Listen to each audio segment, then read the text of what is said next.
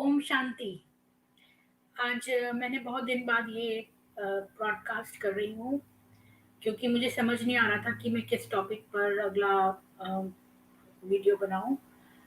तो मैंने देखा कि हलाला जो है वो एक ऐसा टॉपिक है कि जब भी हम मुसलमानों से ये क्वेश्चन करते हैं तो वो हमें उलट के बोलते हैं कि आपके यहाँ भी तो नियोग होता है, जो कि एक बिल्कुल ही फ़र्क चीज़ है और यही हम डिफ़रेंस आज देखेंगे। तो बिना देर करे शुरू करते हैं। सबसे पहले हम चलते हैं नॉर्मल जैसे लोग सर्च करते हैं गूगल पे, तो सबसे पहले विकिपीडिया देखते हैं जो कि बेसिक एक चीज़ है। तो हम विकिपीडिया से दोनों देखेंगे, हलाला भी और नियोग भी। तो सबसे पहले तो मैं आपको पूरा हलाला के बारे में बताऊंगी और उसके बाद पूरा नियोग के बारे में। तो हम चलते हैं हलाला में, विकिपीडिया से देखते हैं तो कि ये क्या कहता है।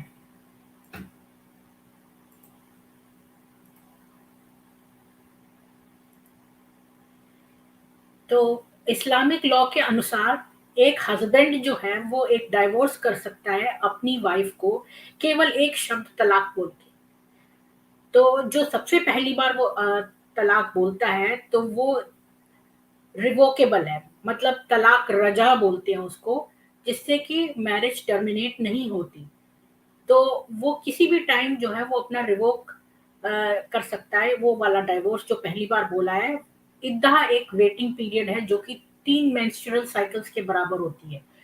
तो जो 3 मेंस्ट्रुअल साइकिल्स खत्म हो जाते हैं तब उससे उसके अंदर-अंदर अगर वो या तो सेक्स करना शुरू कर दे उस अपनी बीवी के साथ, या फिर वो अपना डिवोर्स बोल दे कि मैं नहीं चाहता, और ऐसे करके वो उसके साथ दोबारा यूनाइट हो सकता है। तो resumption of sexual relations automatically retracts the repudiation, मतलब कि अगर वो सेक्सुअल रिलेशंस बना ले तो वो उसको माना जाता है कि इसने ऑलरेडी डिवोर्स नहीं नहीं करा। और जब अगर वो इद्दत यानी वो जो इद्दा का पीरियड है 3 मेंस्ट्रुअल साइकिल्स का, जो अगर वो कंप्लीट हो जाए तो वो डाइवोर्स फाइनल होता है। लेकिन ये एक माइनर डाइवोर्स है जिसको कहते हैं अल बैनूना अल सुगरा, और कपल्स जो हैं दोबारा शादी कर सकते हैं। तो दोबारा शादी या तिबारा शादी, अगर दूसरी बार भी ऐसा हुआ तो तीसरी बार। तो अगर जब वो 3 बार ऐसा कर लें अगर, तो वो मेजर डाइवोर्स माना जाता है जिसको कहते हैं अल बैनूना अल कुबरा, जिसके बाद कपल्स जो हैं दोबारा शादी नहीं कर सकते जब तक कि वो मैरिज कंज्यूमेट ना हो जाए किसी और आदमी के साथ।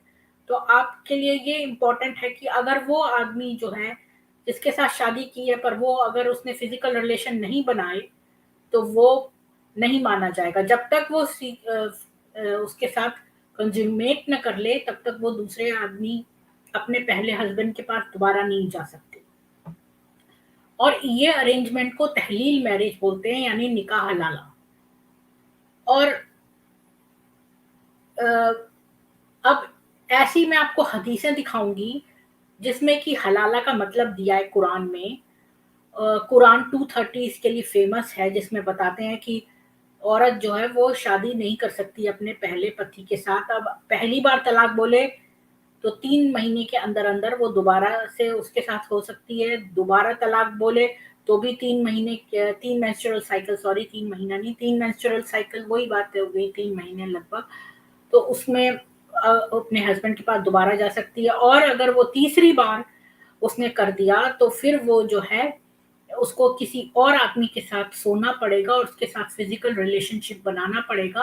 तब उसको तहलील मैरिज कहते हैं, निकाह हलाला।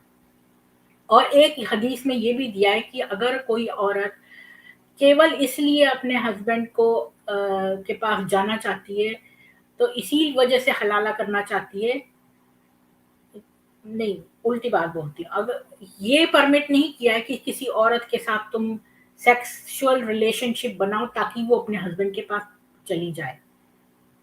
अगर इस ये इंटेंशन पहले से ही है तुम्हारा तो वो परमिसिबल नहीं है, ऐसी भी एक हदीस है।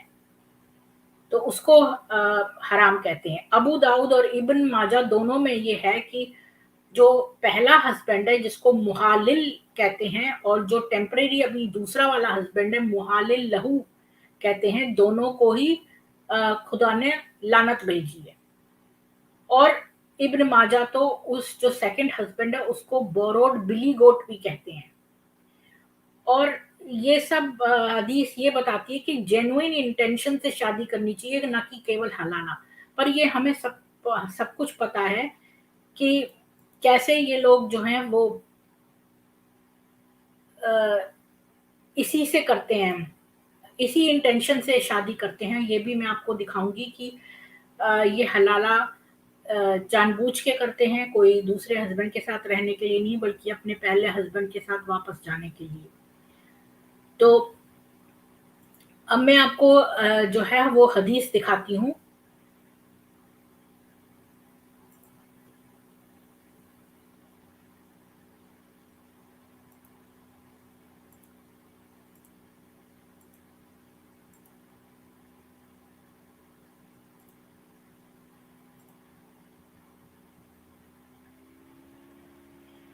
तो ये कुरान की सेकंड चैप्टर की 230 हदीस है। ये मैं पहले इंग्लिश में पढ़ूंगी, फिर इसका ट्रांसलेशन कर देती हूँ। And if he hath divorced her the third time, then she is not lawful unto him thereafter until she hath wedded another husband.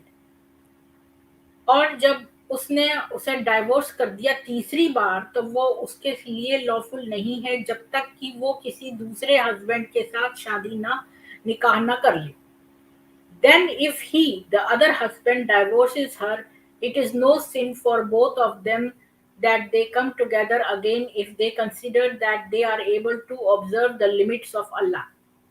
फिर जब उसका जो दूसरा हस्बैंड है वो भी अगर उसको डाइवोर्स कर दे तो ये पहले के पास दोबारा आ सकती है, तो इसके लिए कोई पाप नहीं माना जाएगा। These are the limits of Allah. ये अल्लाह की सीमाएं हैं। He manifests them for people who have knowledge. मतलब जिन लोगों के पास नॉलेज है उनको ये लिमिट्स में रहकर उन मतलब कि ये अल्लाह की सीमाएं हैं जिसमें इन लोगों को रहना है। तो ये आगे वाली हदीस भी यही सब बता रही है तरह तरह से। तो ये हदीस सबसे इम्पोर्टेंट है जो कि ये कहती है कि आप अपने हस्बैंड को दोबारा से शादी नहीं कर सकते जब तक कि आप किसी और दूसरे हस्बैंड के साथ फिजिकल रिलेशनशिप ना बनाएं। तो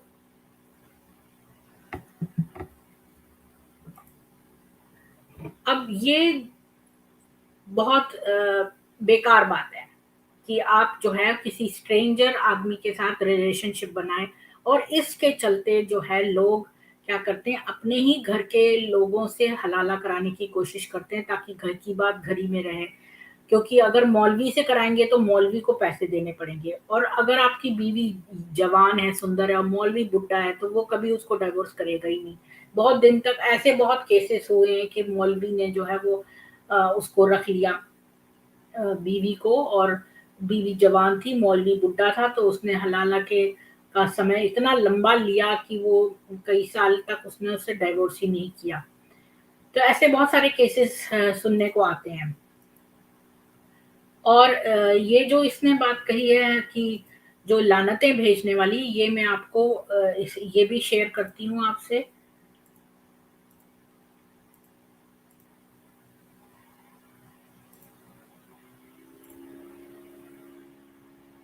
ये बताता है कि सुनान इब्न माजा हदीस 1936 में लिखा है कि उकबा बिन Aamir narrated that the Prophet Muhammad said, "Shall I not tell you of a borrowed billy goat?" तो इकबा बिन आमिर ने कहा कि मोहम्मद ने कहा कि क्या मैं तुम्हें ना बताऊं एक बिल्ली गोट के बारे में। They said yes O messenger of God. उन्होंने कहा हाँ हाँ मैसेंजर ऑफ गॉड, बताइए मतलब। ही देन सेड, उसने तब कहा, मतलब मोहम्मद ने तब कहा, ही इज मुहालिल, the person who marries a divorced woman with intention to divorce her so that she becomes permissible for her first husband. तो वो मुहालिल है जो कि एक डाइवोर्स्ड औरत के साथ शादी करता है और ताकि वो जो है वो अपने पहले पति के पास जा सके. मेकर्स द मुहालिल टेम्पररी हस्बैंड एंड द मुहालल लहू फर्स्ट हस्बैंड. तो उन दोनों पे लानत है, जो अभी दूसरा आदमी है वो और जो पहला वाला है, उन दोनों पे लानत है भेजिए. इसका मतलब ये कि अगर आप जानबूझ के हलाला करते हैं तो ये लानत वाला काम है. अब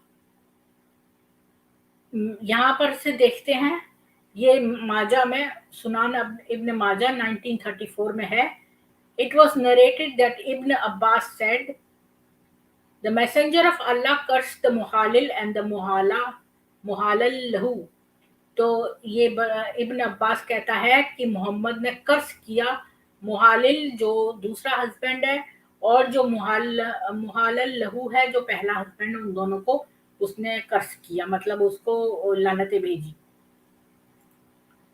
अब आपको मैं एक बताती हूँ, ये मैंने क्योंकि वो बहुत लंबा वर्ष था तो मैंने उसमें से जो है ये साही बुखारी का है और ये बहुत लंबा जो है उसका वर्ष था. मेरे पास पूरी किताब है तो वो पूरे उस पे आता नहीं है, तो मैंने उसका खाली कुछ लाइनें जो हमारे मतलब की है वो उसमें से निकाली है. मैं आपको पूरा वर्ष भी दिखा दूंगी कि एक औरत जो थी वो मतलब किस्सा ये है कि एक औरत जो है वो मोहम्मद के पास आई और उसने अपने शौहर की जो है वो कंप्लेन करी कि तो उसने कहा कि मतलब उसने अपने सब सब निशान वगैरह दिखाए. तो इसके बाद उसके शौहर ने कहा कि रसूलुल्लाह, वल्लाह ये झूठ बोलती है, मैं तो इसको जिमा के वक्त चमड़े की तरह उधेड़ कर रख देता हूँ, मगर ये शरीर है ये मुझे पसंद नहीं करती और रियाफा के यहाँ दोबारा जाना चाहती है. जो इसका पहला हस्बैंड है उसके पास दोबारा जाना चाहती है,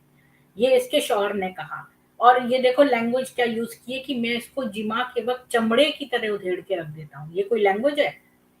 और हजूर अकरम ने उस पर फरमाया कि अगर ये बात है तो तुम्हारे लिए वो रियाफा उस वक्त तक हलाल नहीं होंगे जब तक ये अब्दुल रहमान दूसरे शौहर तुम्हारा मजा न चख ले. तो ये देखो मोहम्मद की लैंग्वेज क्या है कि मोहम्मद कितनी जो उसके शब्द निशान थे, जिस औरत के इतने इतने जो उसको चोट लगी थी, जिसपे आयशा ने कहा कि देखो कितने कितनी इसको चोट है कि जो हरा रंग है उससे भी ज्यादा हरी इसकी चोट है. तो इस पर जो है जो मोहम्मद ने उस औरत की चोटें देखकर उसके आदमी को नहीं डांटा, बल्कि जब उसके शौहर ने कहा कि मैं तो इसे चमड़े की तरह उधेड़ के रख देता हूँ, तब भी मोहम्मद ने उसे नहीं डांटा उसकी लैंग्वेज पे. और उसके शौहर ने बताया कि ये रियाफा अपने पहले हस्बैंड के पास दोबारा जाना चाहती है. तो मोहम्मद ने फरमाया कि अगर ये बात है, तो उसने उस औरत से ये कहा कि अगर ये बात है तो वो जो पहला हस्बैंड रियाफा है वो तब तक तुम्हें हलाल नहीं होगा जब तक ये अब्दुल रहमान यानी ये दूसरा शौहर जो है तुम्हारा, जिसने कि इतना मारा है उस औरत को, वो तुम्हारा मजा न चख ले. बयान किया कि हुजूर अकरम ने अब्दुल रहमान के साथ 2 बच्चे भी देखे. जो दरियाफ्त किया कि क्या ये तुम्हारे बच्चे हैं, उन्होंने अर्ज किया जी हाँ. हजरत ने फरमाया इस वजह से तुम ये बात सोचती हो. तो खैर, तो ये जो है मोहम्मद ने अटकल लगाई कि मतलब ये जो इसके दूसरे बच्चे हैं ये इनका वो नहीं करना चाहती, क्योंकि वो उसके बच्चे नहीं थे तो वो पहले हस्बैंड के पास जाना चाहती है. तो ये दिखाता है कि क्यों ये हलाला का कॉन्सेप्ट जो है वो इतना गलत है, क्योंकि मोहम्मद ने ये कहा कि जब तक दूसरा शौहर जो है तुम्हारा मजा ना चख ले तब तक तुम पहले के पास नहीं जा सकती. ये कितनी गलत चीज है कि लोगों ने इसका कितना फायदा उठाया है इस चीज का कि मौलवियों के पास ले जाते हैं, अपने घर के जो बुजुर्ग हैं उनके साथ हलाला करके. इस प्रकार औरत जो है, गलती आदमी की है कि उसने जो है डाइवोर्स कहा और तलाक तलाक कहा, और औरत जो है वो हर जगह जाके और सबके साथ सोए। तो ये मतलब पनिशमेंट जो है वो औरत को मिली, जबकि गलती आदमी की थी। तो इसमें और इतनी बेवकूफ कुछ औरतें हैं, कुछ महिलाएं इतनी बेवकूफ है मुसलमान, कि मैंने कई सारे लेख पढ़े, मैंने तो इससे पहले देखे ही नहीं थे कि वो इतनी बेवकूफी की हद है, मतलब खुद जो है वो यूज हो रही हैं दूसरे की गलती पर, और वहां पर वो आर्टिकल्स लिख रही हैं ऑनलाइन कि ये वुमन एम्पावरमेंट है। मुझे ये बताइए, ये वुमन एम्पावरमेंट किस प्रकार से है? एक तो आदमी की गलती है और औरत भुगत रही है, तरह तरह के लोगों के साथ सो रही है, और उनकी उस पर रहमो करम पे है कि वो उसको डाइवोर्स करें ना करें। और दूसरी बात कि एम्पावरमेंट तो तब होती ना जब अगर औरत तलाक देने की उसमें अ, उसको इजाजत होती। आदमी को इजाजत है तलाक देने की, पर औरत को नहीं है। ये पहली बात। तो ये एम्पावरमेंट नहीं है। औरत के लिए एम्पावरमेंट तब होगा जब औरत को तलाक देने का वो हो। और दूसरी बात ये कि अगर उसे अपने पहले पति के पास जाना है तो उसे दूसरे के साथ रहकर और शारीरिक संबंध बनाने की जरूरत क्या है? और अगर शारीरिक संबंध बना लिए तो दूसरे के संग ही रहे, तो पहले के पास जाने की क्या जरूरत है? खैर, अभी मैं इसको और जो है डिस्कस करूंगी, फिर मैं आपको एंड में बताऊंगी। तो अब मैं आपके साथ कुछ सीरीज ऑफ चीजें शेयर करती हूँ।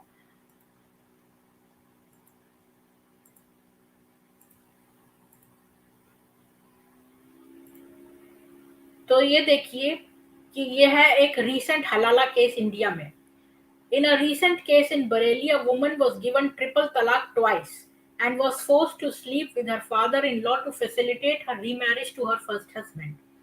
तो बरेली का एक रीसेंट केस है जिसमें एक औरत को ट्रिपल तलाक जो है 2 बार दिया गया, और वो जो है उसके ससुर के साथ ही उसको सोना पड़ा ताकि वो अपने हस्बैंड के पास दोबारा जा सके।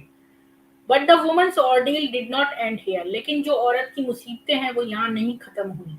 She was pronounced triple talaq again by her husband after remarriage was again forced to sleep with her brother in law.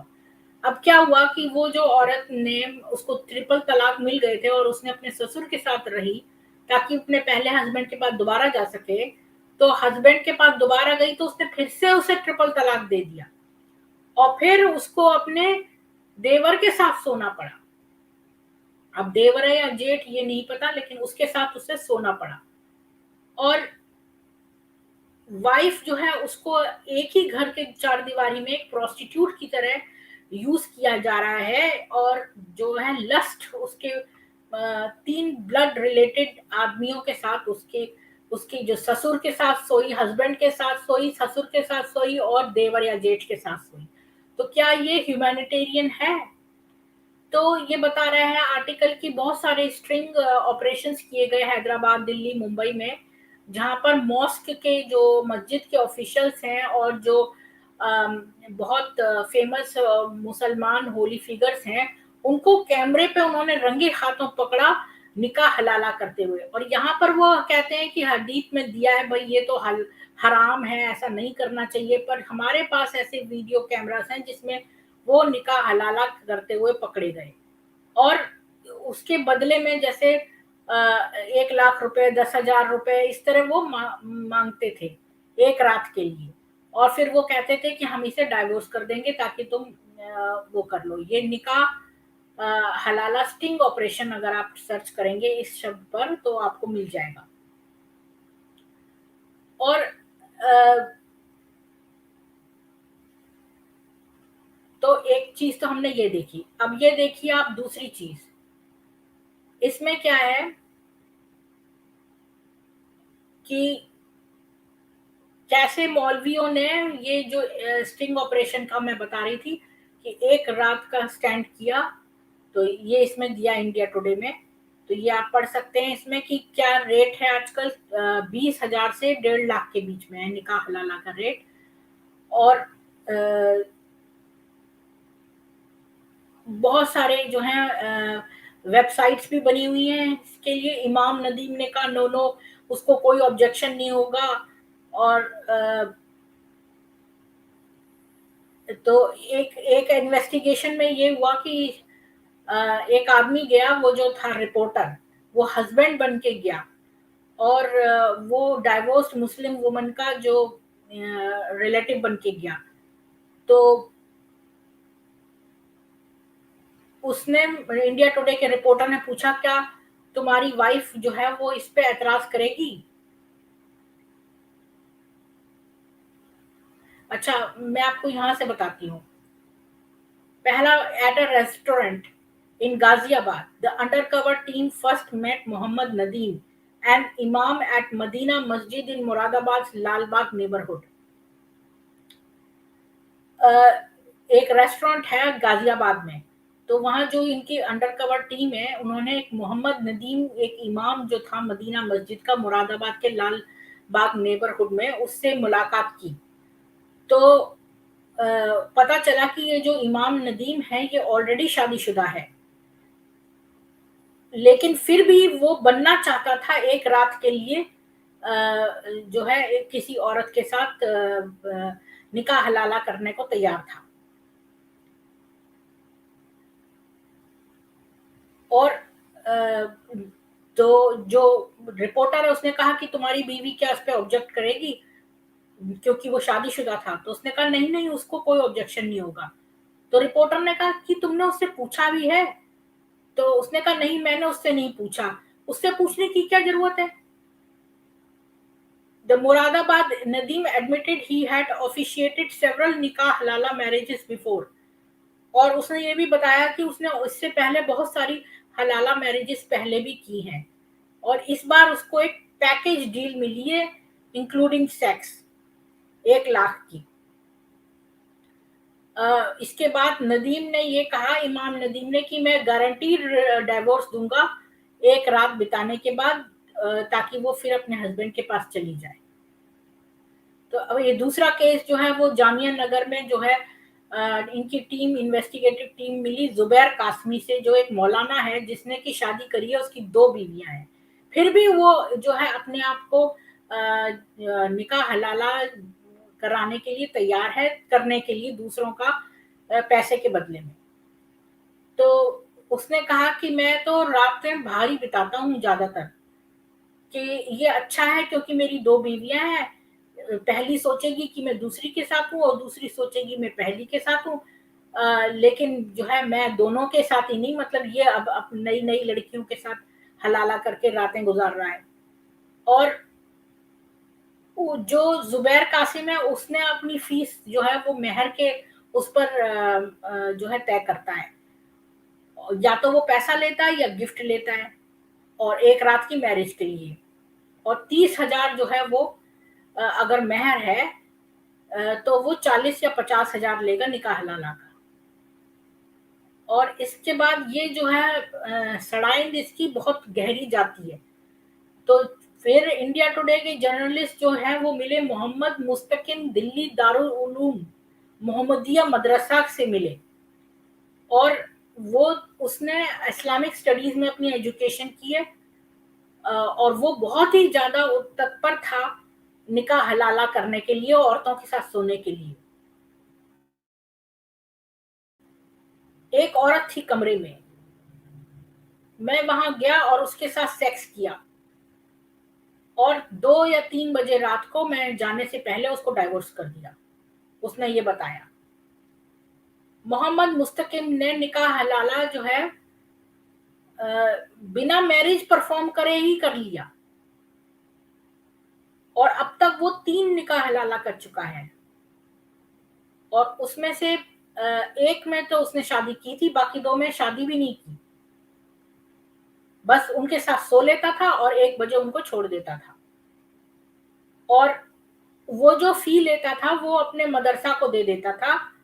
20,000 उसने दिए थे मदरसे को डोनेशन, और कहता है मैं तो कोई भी अमाउंट पे करने को तैयार हूँ। अब ये क्लरिक्स जो हैं ये बहुत वो करते हैं। इसी प्रकार एक बुलंदशहर का तिल गांव का इमाम जाहिरुल्लाह ऑफ मेवातियन मस्जिद ने भी जो है निकाह हलाला किया। आरिफ जो है वो था, दूल्हा था।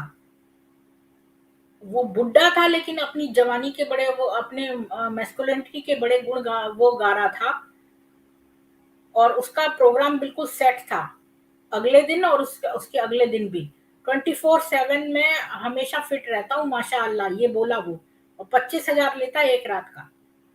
और इसी तरह जो वेस्टर्न यूपी का हापुड़ डिस्ट्रिक्ट है उसमें मोहम्मद जाहिद जो है मदरसा चलाता है सिखेड़ा गांव में, उस वो भी मार्केटिंग करता है अपने आपकी निकाह हलाला का प्रोफेशनल, और वो लेता है 1.5 लाख और 1 लाख से कम नहीं लेता। तो इस तरह आप बहुत सारे पढ़ सकते हैं। अ, यहाँ पर बहुत सारे केसेस आपको मिल जाएंगे और मैं कहाँ तक पढ़ूं, ये तो कभी खत्म ही नहीं होगा। अब आप चलते हैं इस पे, अगर आप देखें कि ऐसे सेंटर्स बने हुए हैं, मैंने तो यूएस कनाडा का देखा है, लेकिन अगर आप ये देखिए यहाँ पे कैसे इन्होंने लगा रखे हैं अपने फेसबुक पे, सर्चिंग मुता पार्टनर फॉर माय सिस्टर, फिर वाई हलाला फॉर, ये ऐसी किसी ने क्वेश्चन पूछा है कि हम प्रोवाइड करते हैं ये nikah halala nikah for US and Canada है, we provide halala nikah service without any charge to people in US and Canada, और वॉलंटियर चाहिए इनको। ये कह रहा है मैं इस्लामाबाद में अवेलेबल हूँ, और ये सारे लोग यहाँ पे पोस्ट करते हैं। ये तो यूएस, ये तो कनाडा का है।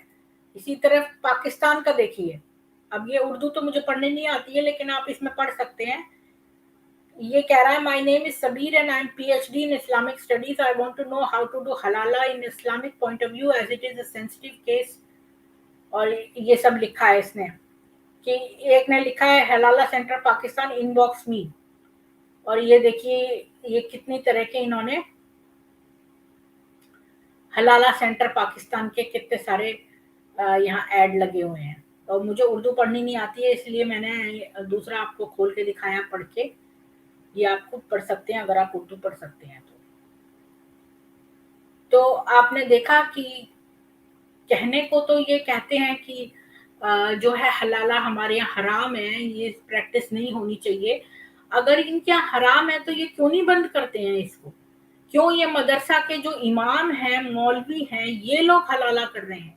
क्यों कर रहे हैं? एक केस तो पुष्पेंद्र कुलश्रेष्ठ जी बताते हैं कि एक पीएचडी स्कॉलर था, वो एक मौलवी के वहां पर पीएचडी कर रहा था, तो वो जो मौलवी था वो उसका बॉस था और वो उसके अंडर में पीएचडी कर रहा था इस्लामिक स्टडीज पे।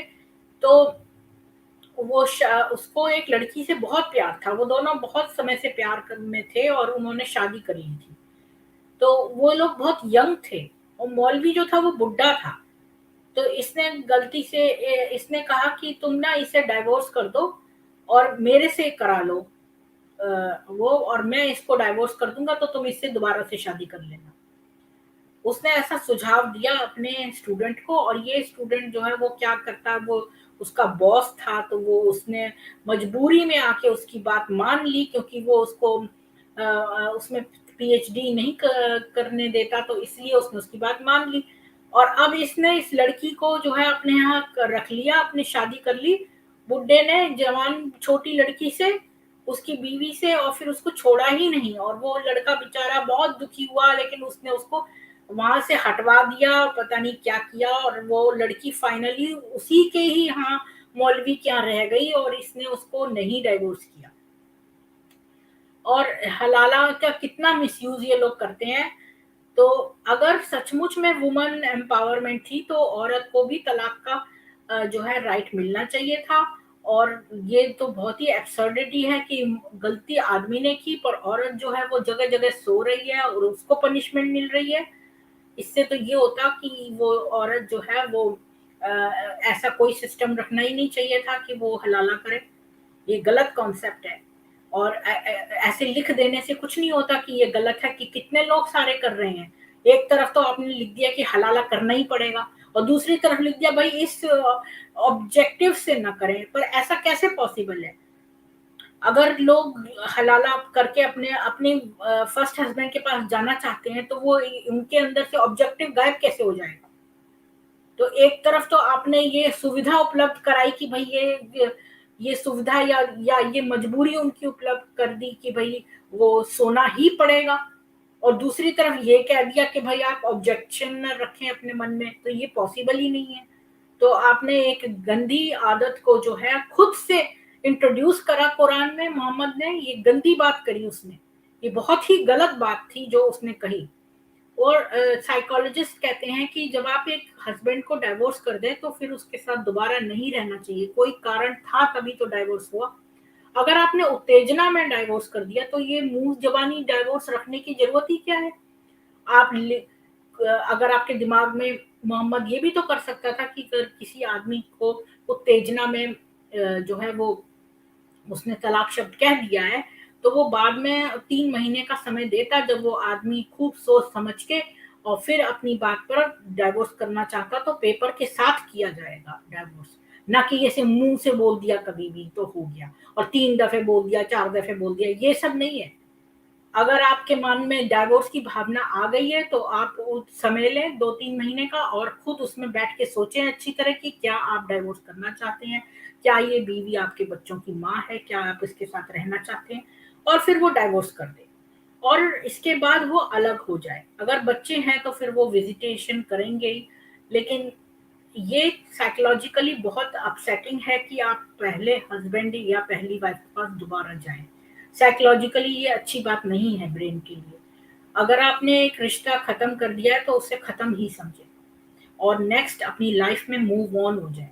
बार बार पहले हस्बैंड के पास जाना, पहली वाइफ के पास जाना, ये दिमाग को बीमार करने वाली निशानी है और ये बात ही ठीक नहीं है साइकोलॉजिकली। और मुंह जबानी तलाक करना ये और भी बड़ी मूर्खता है, ये बहुत गलत बात है। क्या मोहम्मद को ये बात नहीं करनी चाहिए थी? ये बात उसने क्यों कही कि 3 बार कहने से तलाक तलाक हो जाएगा? और वो ये भी तो कह सकता था कि 3 बार कहने के बाद वो 3 महीने का समय दिया जाएगा जिसमें वो सोच ले कि करना है कि नहीं करना और पेपर से सहित करते, और फिर कोई वापस जाने वाली बात ही नहीं है। तो इस तरह उसने औरतों को जो है बहुत मजबूर करवाया, उन्हें जो है विक्टिम आफ्टर विक्टिम बनाया और फिर ऊपर से उनसे कह दिया भाई हम तो तुम्हें एम्पावर कर रहे हैं। कैसी बड़ी मूर्खता है, ये पागल बना रहे हैं बिल्कुल। और इसके जो है फायदा सारे मौलवी उठा रहे हैं, जगह जगह सेक्स कर रहे हैं लोगों, और शिकार कौन बन रहा है? केवल और केवल औरतें। तो इसलिए ये जो है, और इसमें आदमियों को भी दुख होता है क्योंकि ऐसे बैक एंड फोर्थ ये सब नहीं करना चाहिए। तो अब हमने, खैर हमारा ये ऑब्जेक्टिव नहीं था कि हम हलाला पे पीएचडी करें, पर ये ऑब्जेक्टिव था कि समझें कि हलाला और नियोग में क्या फ़र्क है। तो ये हलाला जो है ये बहुत ही अनजस्ट है, अनफेयर है और इसमें औरत शिकार बनती है और ये मूर्खता है सरासर। और अब जो है हम आते हैं नियोग पर। तो सबसे पहले हम फिर से स्टार्ट करेंगे नियोग की विकिपीडिया डेफिनेशन से। तो इसके लिए मैं शेयर करती हूँ।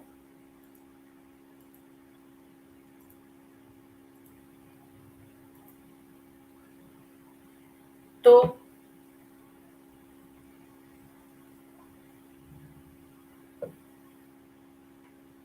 नियोग एक संस्कृत शब्द है जो कि एक एंशिएंट हिंदू प्रैक्टिस है। In this practice, a woman whose husband is either incapable of siring, मतलब वो बच्चे पैदा नहीं कर सकता अगर हस्बैंड, और has died without siring a child, या फिर वो मर गया बिना बच्चा पैदा किए, तो वो अपॉइंट कर जाता है कोई रिवर्ड मैन ताकि वो बच्चा पैदा कर सके। तो इसके कोई क्लॉजेस हैं नियोग के। तो क्या क्लॉजेस हैं? पहला ये कि women would agree to this only for the sake of rightfully having a child but not sexual pleasure. तो ये सेक्सुअल प्लेजर के लिए नहीं होगा बल्कि ये खाली एक बच्चा होने के लिए होगा। और दूसरी बात, जो बच्चा पैदा होगा वो हस्बैंड वाइफ का माना जाएगा, ना कि अपॉइंटेड मैन।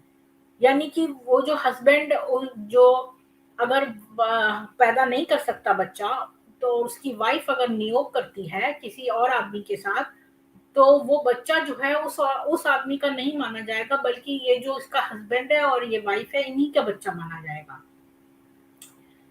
तो जो अपॉइंटेड मैन है वो कोई पैटर्नल रिलेशनशिप या अटैचमेंट इस बच्चे के साथ नहीं पाएगा। तो जो स्ट्रेंजर आदमी है, जो थर्ड आदमी है, वो कोई वो जो थर्ड आदमी कह रही हूँ, जो दूसरा आदमी है, वो कोई भी इस बच्चे के साथ ना तो कोई अटैचमेंट रखेगा, ना कोई उसके ऊपर अधिकार रखेगा।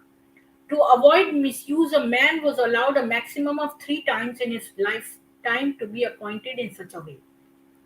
तो अगर एक आदमी ने नियोग में सहायता करी है, मान लो कोई ऋषि है या कोई कोई है जिसने नियोग करके किसी के ऊपर कृपा करी, तो लेकिन ऐसी कृपा वो 3 बार से ज्यादा नहीं कर सकता। So the act will be seen as that of dharma. And while doing so, the man and wife will only have dharma in their mind and neither passion nor lust. तो ये केवल धर्म के लिए करेंगे, पैशन या lust की feeling के साथ नहीं करेंगे। तो the man will do it as a help to the woman in the name of God. तो ईश्वर का ध्यान करके वो केवल उस औरत की मदद करने के लिए ऐसा करेगा, whereas the woman will accept it only to bear the child for herself and her husband. तो वो जो दूसरा आदमी जो इन पे कृपा कर रहा है, वो केवल ईश्वर का ध्यान करके इस औरत पे कृपा करेगा, और वो जो औरत है वो इस कृपा को एक्सेप्ट करेगी अब, और इस बच्चे को जन्म देगी केवल अपने और अपने हस्बैंड के लिए। There will be no foreplay or contact of any kind with the upper body. तो कोई फोरप्ले नहीं होगा, मतलब कि ये नहीं कि आप पूरा जो है सेक्स का मजा लूट रहे हैं, ऐसा कुछ नहीं होगा। फोरप्ले कोई नहीं होगा और आप उसके ऊपर के शरीर को नहीं छू सकते। तो जो बॉडी है मेल और फीमेल की, दोनों को घी से लपेटेंगे, एक्सक्यूज मी, घी से उनको जो जो जो दूसरा आदमी जो कृपा करने वाला आदमी है वो, और जो स्त्री है, दोनों के शरीरों को घी में घी से करा जाएगा ताकि स्किन और स्किन का स्पर्श ना हो। There is a curtain between the male and female. तो मेल और फीमेल के बीच में एक पर्दा होगा, so that no one can each see each other's face, so that passion does not sneak into their minds. और वो पर्दा जो है वो इसलिए होगा ताकि जो है उनके दिमाग में उस एक दूसरे के लिए चाहत न उत्पन्न हो जाए, और खाली जो है लेग्स ऑफ फीमेल जो है वो अनकवर्ड होंगे, और जो मेल है वो पेनिट्रेट करके इजैकुलेट करेगा वुमेन के अंदर और प्रोसेस कंप्लीट करेगा बस। लेकिन वो उसके शरीर को न तो देखेगा और ना ही वो और वो जो औरत है वो घी में लिपटी होगी और वो आदमी भी, तो वो स्किन टू स्किन टच नहीं होगा।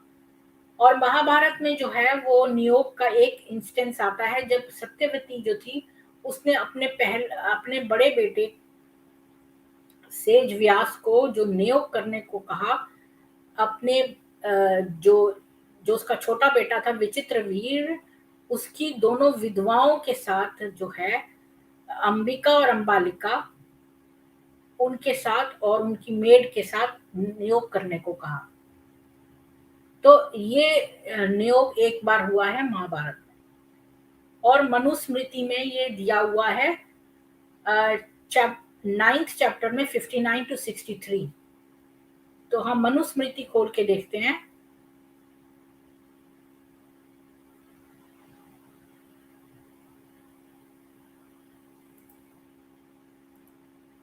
तो मनुस्मृति में हमने 59 to 63,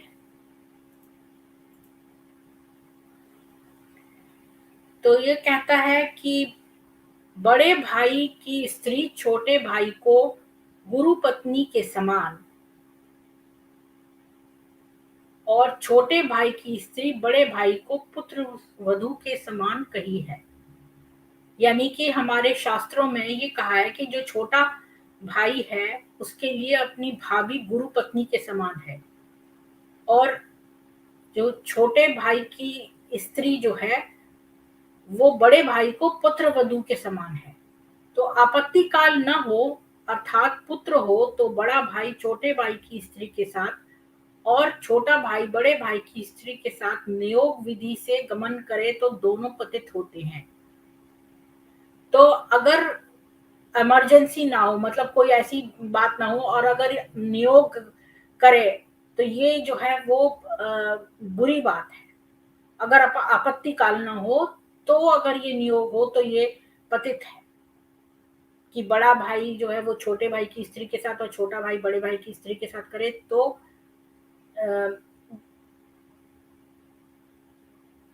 तो ये पतित होता है, मतलब ये खराब होता है अगर आपत्ति काल ना हो। संतान न हो तो नियोग की हुई, अगर संतान न हो तो फिर नियोग जो है वो स्त्री देवर या सपिंड पुरुष के साथ अनिष्ट संतान प्राप्त करे। विधवा स्त्री के साथ तो एक तो अगर संतान न हो तो फिर ये किया जा सकता है।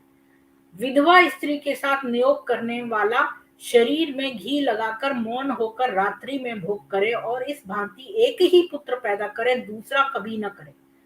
तो अगर कोई विधवा स्त्री है, उसका जो है वो क्या सहारा है, उसकी उसके मान लो कि घर में कोई भी ना रह गया और केवल विधवा एक औरत रह गई है, उसकी कोई बच्चा नहीं है, तो ऐसे में उसका मतलब पति यंग है, वो विधवा और उसका हस्बैंड मर चुका है और उसका कोई और नहीं है, तो वो किस सहारे रहेगी। इस वजह से नियोग उसके साथ पॉसिबल है, लेकिन शरीर में घी लगाकर और रात्रि में भोग करें और एक एक ही पुत्र पैदा करें, तो ये दूसरा न करें, क्योंकि एक से ही उसका काम चल जाएगा, उसका सहारा बन जाएगा। नियोग विधि के ज्ञाता कोई ऋषि एक पुत्र से नियोग का प्रयोजन सिद्ध न होते देख कर दूसरा पुत्र पैदा करना भी धर्म मानते हैं। तो अगर जो नियोग विधि का ज्ञाता है, मान लो कोई बड़ा ऋषि है, वो एक पुत्र से नियोग का अगर एक पुत्र कर लिया पर नियोग का प्रयोजन सिद्ध ना हुआ, मान लो वो विकलांग हो गया बच्चा या कोई और प्रॉब्लम है, तो फिर वो दूसरा पुत्र भी कर सकते हैं। उस स्थिति में अगर जो जो प्रयोजन उनका सिद्ध ना हो, तो शास्त्र की रीति से विधवा स्त्री में नियोग का प्रयोजन हो जाने पर छोटा भाई बड़े भाई की स्त्री से माता पिता सॉरी स्त्री से माता और बड़े भाई छोटे स्त्री से पुत्र वधू के समान बर्ताव करे। तो शास्त्रीय रीति में विधवा स्त्री में नियोग का प्रयोजन अगर खत्म हो गया, तो छोटा भाई जो है वो सेम उसे गुरु पत्नी माने, उसे माता माने, और जो छोटा भाई जो है वो बड़े भाई की स्त्री को माता माने, और जो बड़ा भाई है वो छोटे भाई की स्त्री को पुत्रवधू ही माने। इसका पूरा मतलब ये है कि जो है नियोग केवल पुत्र पैदा करने की दृष्टि से विधवा के लिए या फिर जिसके कोई संतान ना हो, पर इसका प्रयोजन खत्म होने के पास वह पुनः पहले जैसे मानते हैं रिश्ते वो ही मानेंगे। तो ये हमने इससे देखा। अब हम ये चीज सत्यार्थ प्रकाश से देखते हैं। सत्यार्थ प्रकाश में चूंकि ये नियोग जो है वो क्वेश्चन आंसर के रूप में दिया है, तो मैंने ऑलरेडी मार्क किया हुआ है। तो प्रश्न ये है, पुनर्विवाह और नियोग में क्या भेद है?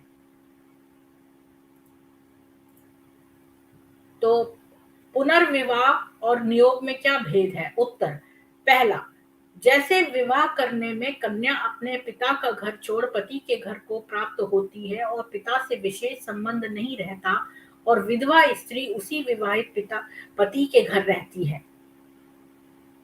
दूसरा, उसी विवाहिता स्त्री के लड़के उसी विवाहित पति के दायभागी होते हैं और विधवा स्त्री के लड़के वीर्यदाता के न पुत्र कहलाते, न उसका गोत्र होता है, न उनका स्वत्व उन लड़कों पर रहता, किंतु वे मृत पति के पुत्र बचते, उसी का गोत्र रहता और उसी के पदार्थों के दायभागी होके उसी घर में रहते हैं।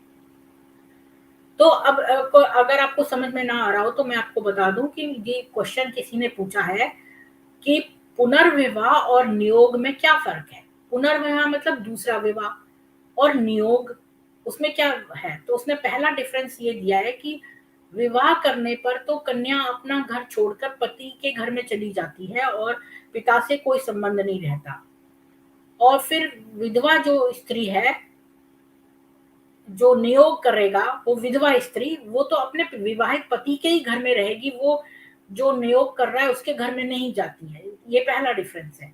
और दूसरा ये है कि जो विवाहिता स्त्री है, जो विवाहिता स्त्री के लड़के, तो जो विवाहिता स्त्री है उसके जो बच्चे हैं वो उसके पति के ही अंश हैं, और जो विधवा स्त्री के बच्चे हैं जिसको नियोग करके प्राप्त हुए हैं, लेकिन वो जो जिसके साथ नियोग किया उसके बच्चे नहीं माने जाएंगे, वो इसी अपने पहले पति के ही मरे हुए पति के पुत्र ही कहलाएंगे और उसी का गोत्र रहता है और उसी के पदार्थों के दायभागी होकर, यानी कि वही उनके एसेट्स जो हैं वो उस बच्चे को मिलते हैं।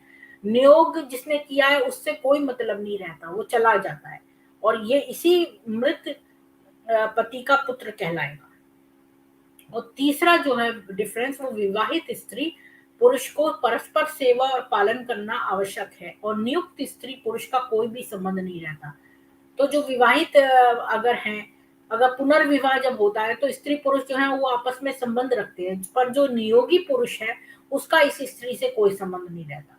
ये तीसरा डिफरेंस है। चौथा डिफरेंस है कि विवाहित स्त्री पुरुष का संबंध मरण पर्यंत रहता और नियुक्त स्त्री पुरुष का कार्य के पश्चात छूट जाता है। तो जो विवाहित स्त्री है वो तो मरते दम तक उनका रिलेशनशिप रहेगा, पर जो नियुक्त जो है, जो नियोग कर रहा है पुरुष, वो उस स्त्री के साथ जो है उसका संबंध उसी वक्त छूट जाएगा जब उसका ये नियोग खत्म हो जाएगा।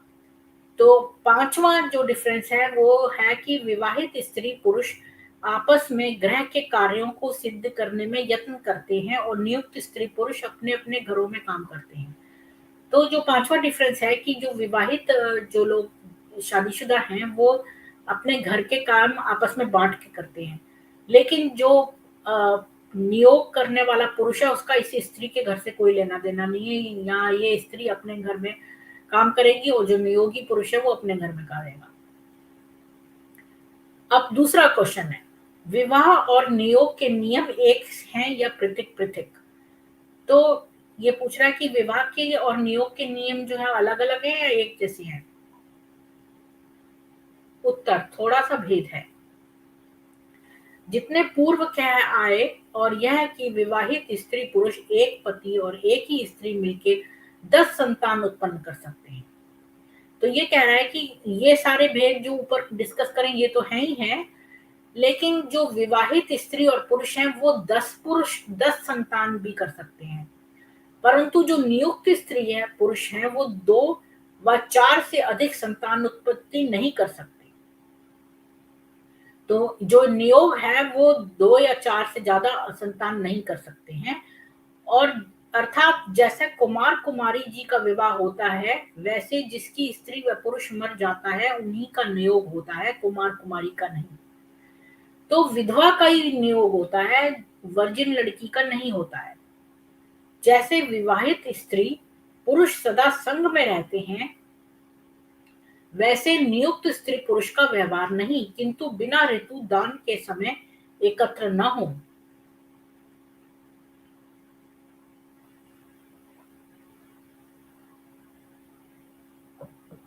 तो विवाहित स्त्री पुरुष तो हमेशा संग में रहेंगे, लेकिन नियुक्त अपने उसमें न हो, नहीं रहेंगे। केवल जब दान का समय होगा तब एकत्र होंगे। जो स्त्री अपने लिए नियोग करे तो जब दूसरा गर्भ रहे उसी दिन से स्त्री पुरुष का संबंध छूट जाए। अगर उस स्त्री ने ये फैसला किया कि वो 2 बच्चे करेगी, तो जो पहला दूसरे बच्चे का जब गर्भ हो गया रह गया तभी से उस स्त्री पुरुष का संबंध छूट जाएगा। और जो पुरुष अपने लिए करे तो भी दूसरे गर्भ रहने से संबंध छूट जाए, परंतु वही नियुक्त स्त्री 2-3 वर्ष पर्यंत उन लड़कों का पालन करके नियुक्त पुरुष को दे देवे।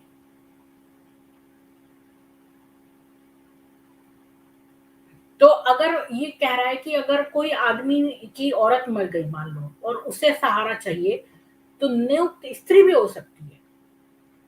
ये हलाला के ऑपोजिट है, उसमें औरत को नहीं है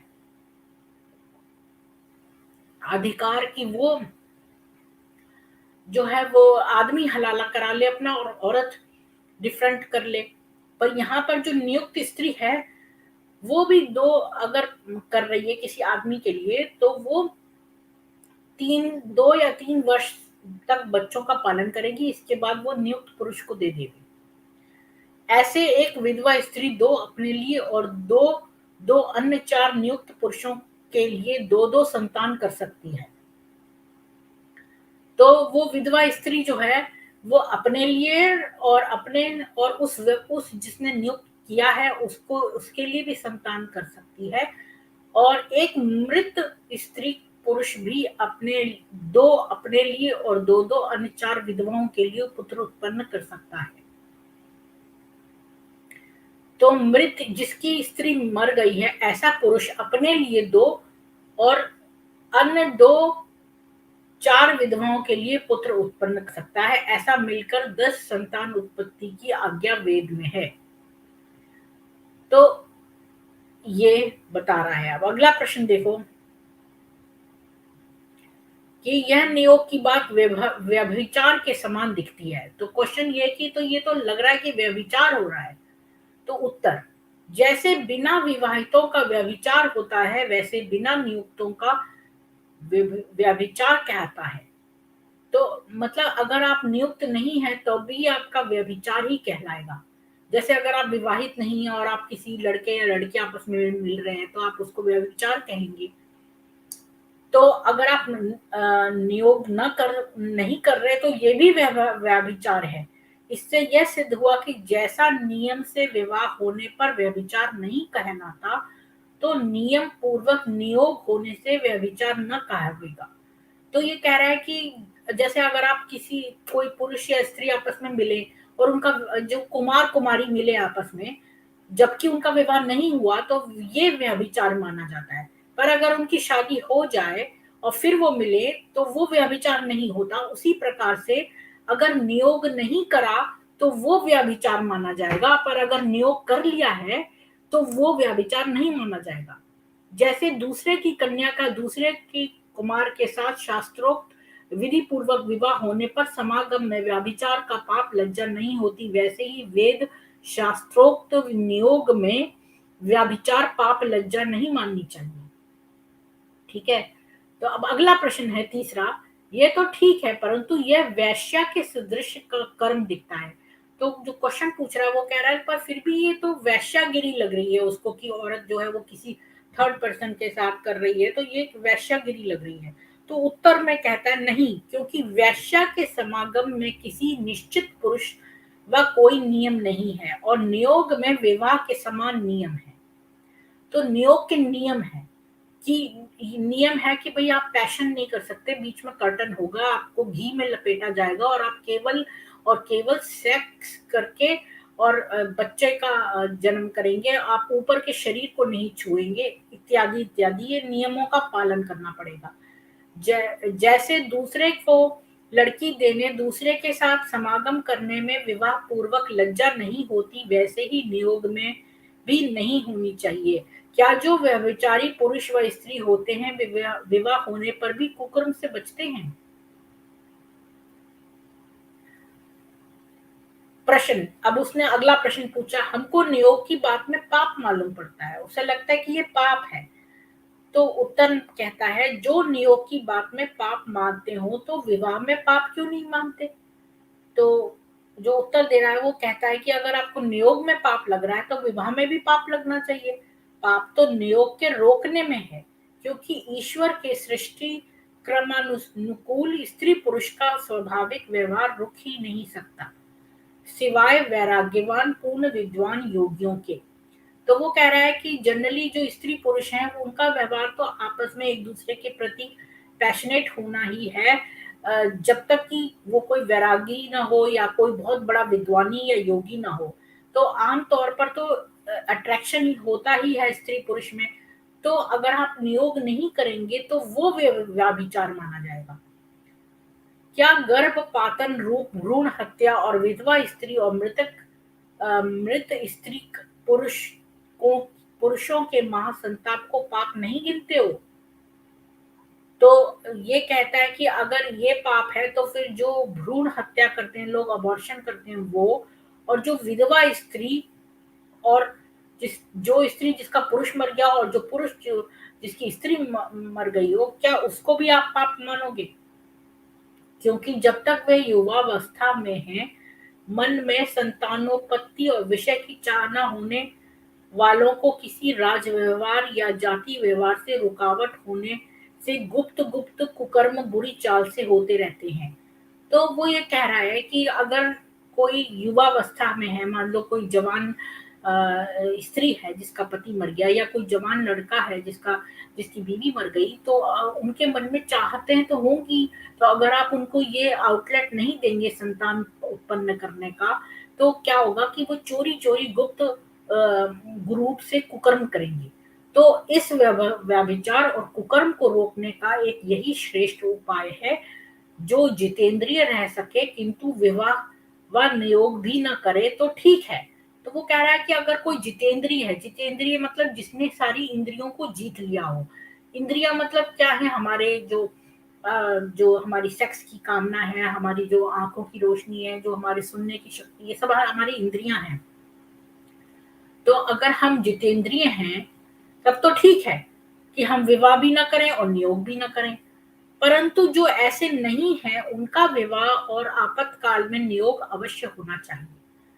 तो जो ऐसे जितेंद्रिय नहीं है, तो वो विवाह में और आपत्ति काल में नियोग हमेशा करें। इससे व्यभिचार का न्यून होना, प्रेम से उत्तम संतान होकर मनुष्यों की वृद्धि होना संभव है और गर्भ हत्या सर्वथा छूट जाती है। तो ये कह रहा है कि ऐसा करने से व्यभिचार नहीं होगा, लोग गुप्त रूप से कुकर्म नहीं करेंगे और गर्भ हत्या भी नहीं करेंगे। नीच पुरुषों से उत्तम स्त्री और वैश्यादि नीच स्त्रियों से उत्तम पुरुषों का व्यभिचार रूप कुकर्म, उत्तम कुल में कलंक, वंश का उच्छेद, स्त्री पुरुषों को संताप और गर्भ आदि कुकर्म विवाह और नियोग से निवृत्त होते हैं। इसलिए नियोग करना चाहिए। तो नियोग जो है वो एक श्रेष्ठ उपाय है, ताकि हम पापी ना बने और चुपचाप जो है व्यभिचार ना करें और भ्रूण हत्या ना करें और अन्य कितने सारे पापों से बचने का ये एक जो है वो बहुत श्रेष्ठ उपाय है। अ, अगर आप अगर आप बहुत जितेंद्रिय हैं और आपने अपनी इंद्रियों को वश में कर लिया है, तब तो ठीक है। पर अगर आप साधारण मनुष्य हैं, तो आपके लिए नियोग जो है वो बहुत आवश्यक है।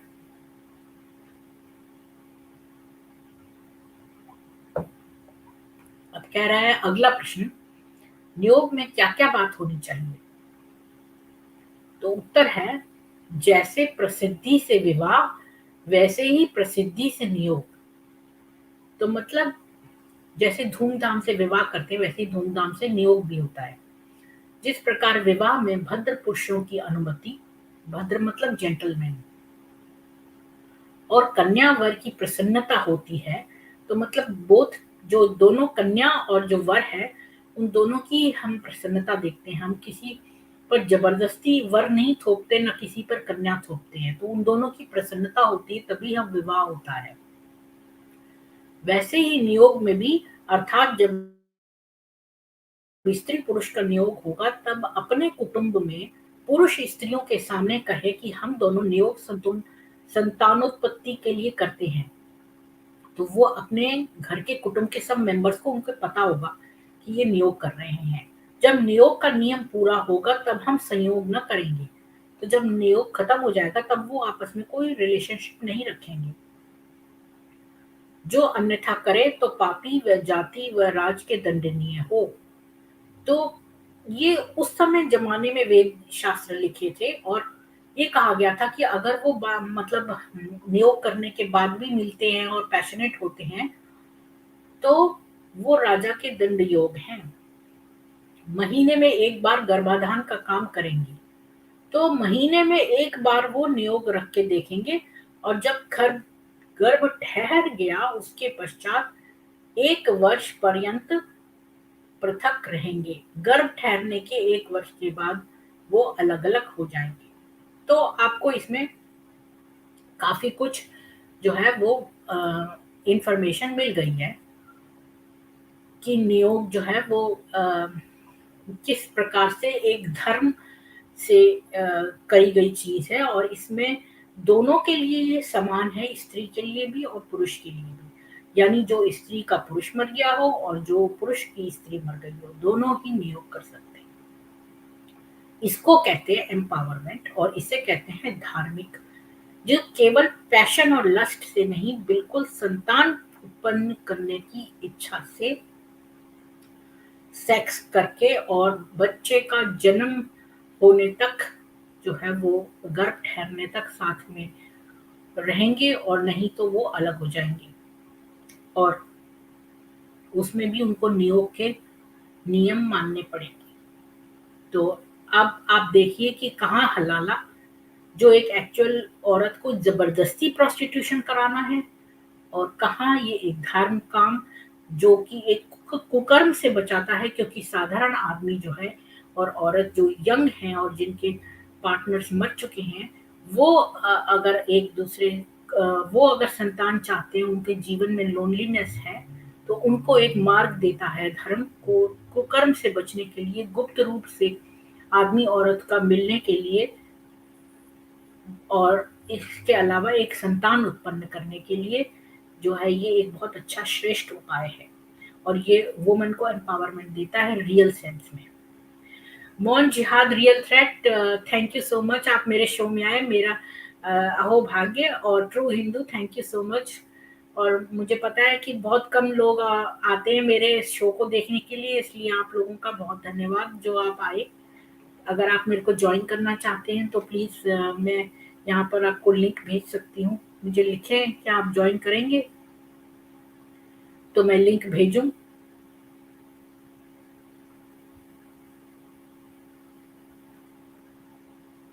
प्लीज़ मुझे बताएँ क्या मैं लिंक भेजूँ? क्या आप में से कोई मेरे को ज्वाइन करेंगे?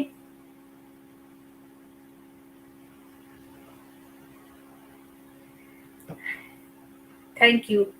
मेरा तो ये जो मैंने हलाला और नियोग के बीच में डिफरेंस था वो बताया है। और आप मौन जिहाद, आपको मैं इनवाइट भेजूँ क्या? कहाँ से भेजूँ यहाँ पर? शेयर नहीं, इनवाइट।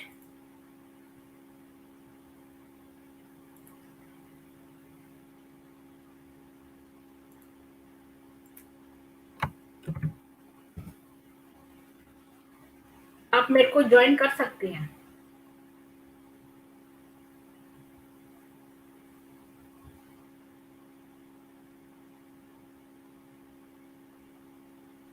आप लोगों के कोई क्वेश्चंस हो तो वो भी मैं जवाब दे सकती हूँ इस टॉपिक पे।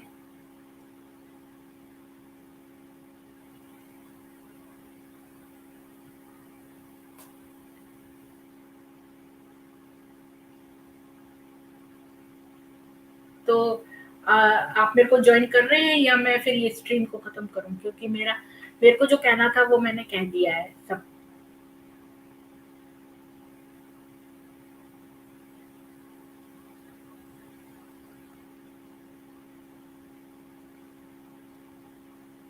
शौकत जी, आप मेरे को ज्वाइन कर रहे हैं क्या?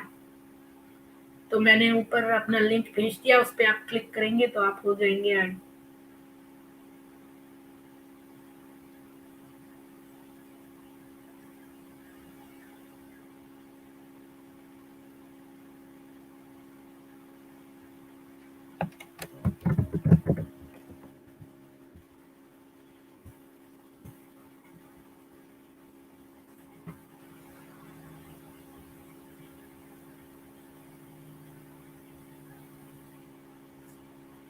शौकत जी आप म्यूट हैं।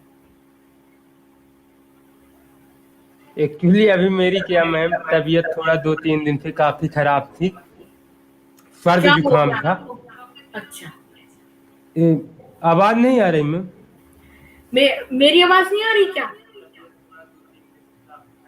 एक आपकी सेकंड मैम, आपकी मैं आवाज आता हूँ। तो आ रही यूट्यूब है। बंद कर, यूट्यूब बंद कर लूँ, यूट्यूब की आवाज बंद करके आता हूँ, वेट कीजिएगा।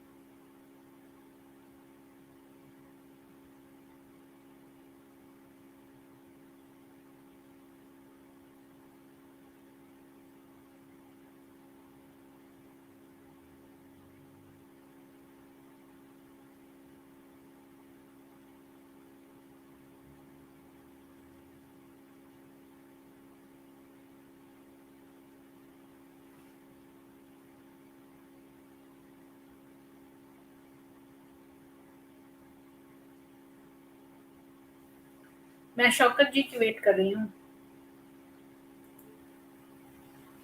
हेलो। हाँ, अब आ रही मैम? हाँ आ रही है। हाँ, वो एक्चुअली क्या था, मैं यूट्यूब की जो है वो ऑडियो जो है क्लोज नहीं किया था, इसलिए वो नहीं डबल वो आ रही थी। हाँ, इको। हाँ, मैं अचानक वही आपका भी वीडियो देखा तो मैं सुनने लगा। दरअसल बहुत अच्छा टॉपिक लगा, ये भी एक्चुअली मुझे आइडिया नहीं था, मुझे मालूम नहीं था इतना, मतलब इतना इतनी गहरी बातें। हाँ, एक्चुअली मैंने आपने देखा हलाला सेंटर खुले हुए हैं यहाँ पर कनाडा में, यूएस में, अच्छा। पाकिस्तान, सब जगह। जी जी जी। नहीं, हाँ जी जी, पाकिस्तान का तो मालूम है मैम। लेकिन मैम ये आप काफी डीप वीडियो बनाती हैं मैम, ये आज जैसे मैं देखा तो मतलब ये चीजें, मतलब मैं भी हैरान था कि आपको ये कैसे कनाडा में आप बैठी हैं और इतनी डीप चीजें आपको, मतलब ये कहाँ से आप पीडीएफ, ये चीजें इतनी डीप आप, मतलब रिसर्च को मैं सैल्यूट करता हूँ मैम। थैंक यू ये सो इतना मच। हिंदुस्तान में भी मैडम ये चीजें, मतलब ये जो हिंदू धर्म के ठेकेदार होंगे उनको ही ना मालूम होगा, मैं आपको बताऊं इतनी मुझे डीप भी नहीं चीज। पता था, पता है, लेकिन मैंने धीरे धीरे कोशिश करी। मैं आर्कियोलॉजिकल सर्वे ऑफ इंडिया उसमें गई और पीडीएफ जो इतने भी ये किताबों के हैं वो डाउनलोड करे, और सारे मंत्र उसमें, सब श्लोक और उनका अनुवाद वगैरह सब दिया हुआ है, तो हम्म। मिल जाता है। शुरू में मुझे भी ऐसे कठिन लगा था, लेकिन फिर मेरे को मिल गया। नहीं, यही ना मैम की ये कितनी बताइए, ये मतलब ये तो ठीक है, लेकिन ये बताइए कि ये संस्कृति मतलब ये कितनी ग्रेट रही होगी कि ये उस समय बताइए, मतलब समाज में एक हाँ, मतलब एक मतलब आसान पूर्वक एक स्वाभिमान पूर्वक जिंदगी जीने के लिए कितने अच्छे नियम बनाए गए थे। और हाँ, एक और एक विधवा, अगर कोई यंग लड़की विधवा हो गई है तो वो ये किस कैसे रहेगी हाँ हाँ। अकेली समाज में, तो उसके साथ कोई बच्चा कैसे होगा, तो उसको कुकर्म से बचाने के लिए नियोग विधि में घी लगाकर, और केवल जो है बिना शरीर देखे या कोई फोर प्ले करे, खाली सेक्स बच्चे की उत्पन्न करने के लिए ही जो करा जाएगा, और उसके बाद कोई संबंध नहीं रहेगा। तो ये कितना अच्छा था। और ये मुझे मैम लगता है कि ये तो शायद पांचवी छठवीं शताब्दी के पूर्व ही हुआ, ये नियम बने होंगे। लेकिन एक बताइए, इस्लाम मजहब में ये तो हाल ही का आप देखिए, आज से 1400 वर्ष पूर्व। लेकिन ये लोगों का मतलब कितना आप देखेंगे मजहबी रूप से आप कहेंगे कितने छिछले नियम हैं इनके, मतलब कितने, एक तो औरत को मतलब कितना नीचा दिखाने के लिए। और फिर हाँ, ये भी तो आप जानते हैं कि मर्द गलती करे या फिर जो एक औरत जो माँ भी है, वो बहन भी है, हाँ, वो पत्नी भी है, वो कई रिश्ते हैं। तो आप सोचिए उसको समाज में मर्द गलती करे और फिर उसके साथ ये, हाँ, ये सिस्टम जो आप हलाला वाला, तो ये तो हाँ, मर्द तो बच जाता है सेफ।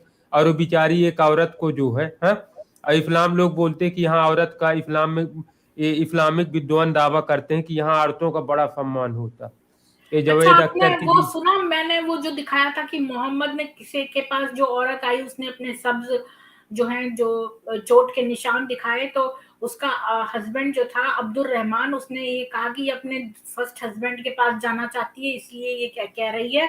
और फिर मोहम्मद ने कितने गंदे शब्दों का इस्तेमाल किया है, वो आपने देखा था मेरा। हाँ हाँ हाँ जी, वो भी बहुत अच्छा लगा था।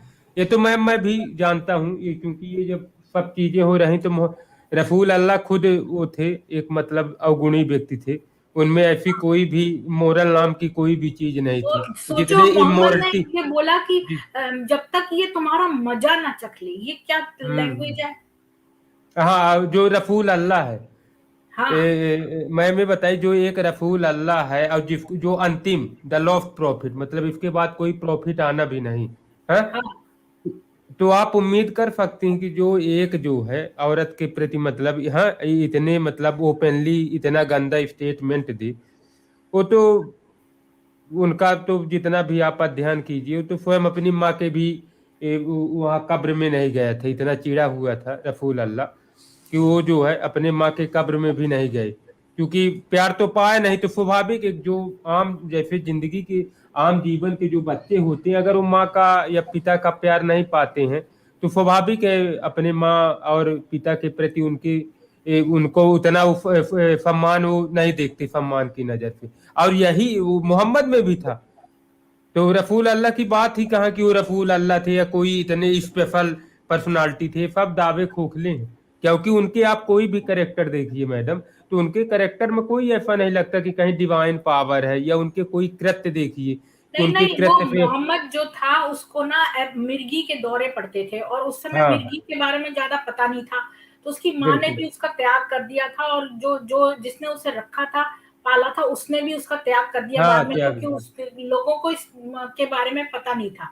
पर चूंकि खदीजा को जो एक यंग लड़का मिल गया, तो उसने हम्म, उसका दिमाग वो लो सेल्फ एस्टीम रखता था मोहम्मद, और अकेला जो होता है बच्चा, क्योंकि वो बचपन में अकेला कर दिया था, तो उसके वो बाय नेचर अकेला रहने वाला था। तो उसने खदीजा ने उसको ये बात मन में डाली कि भाई तुम पर जिब्राइल आता है। तो ये बात उसके दिमाग में आ गई, और जब वो मदीना जाता था ट्रेड करने, तो उसने सुना था कि वो वहां पर जीसस के बारे में बताते थे, तो उसको भी लगा कि मैं भी प्रॉफिट बन जाऊं। तो वो जो यहूदियों के पास गया और उसने कहा मुझे बना लो तुम अपना प्रॉफिट, तो उन्होंने मना कर दिया, इसीलिए उसके अंदर यहूदियों के प्रति घृणा थी। हाँ हाँ बिल्कुल।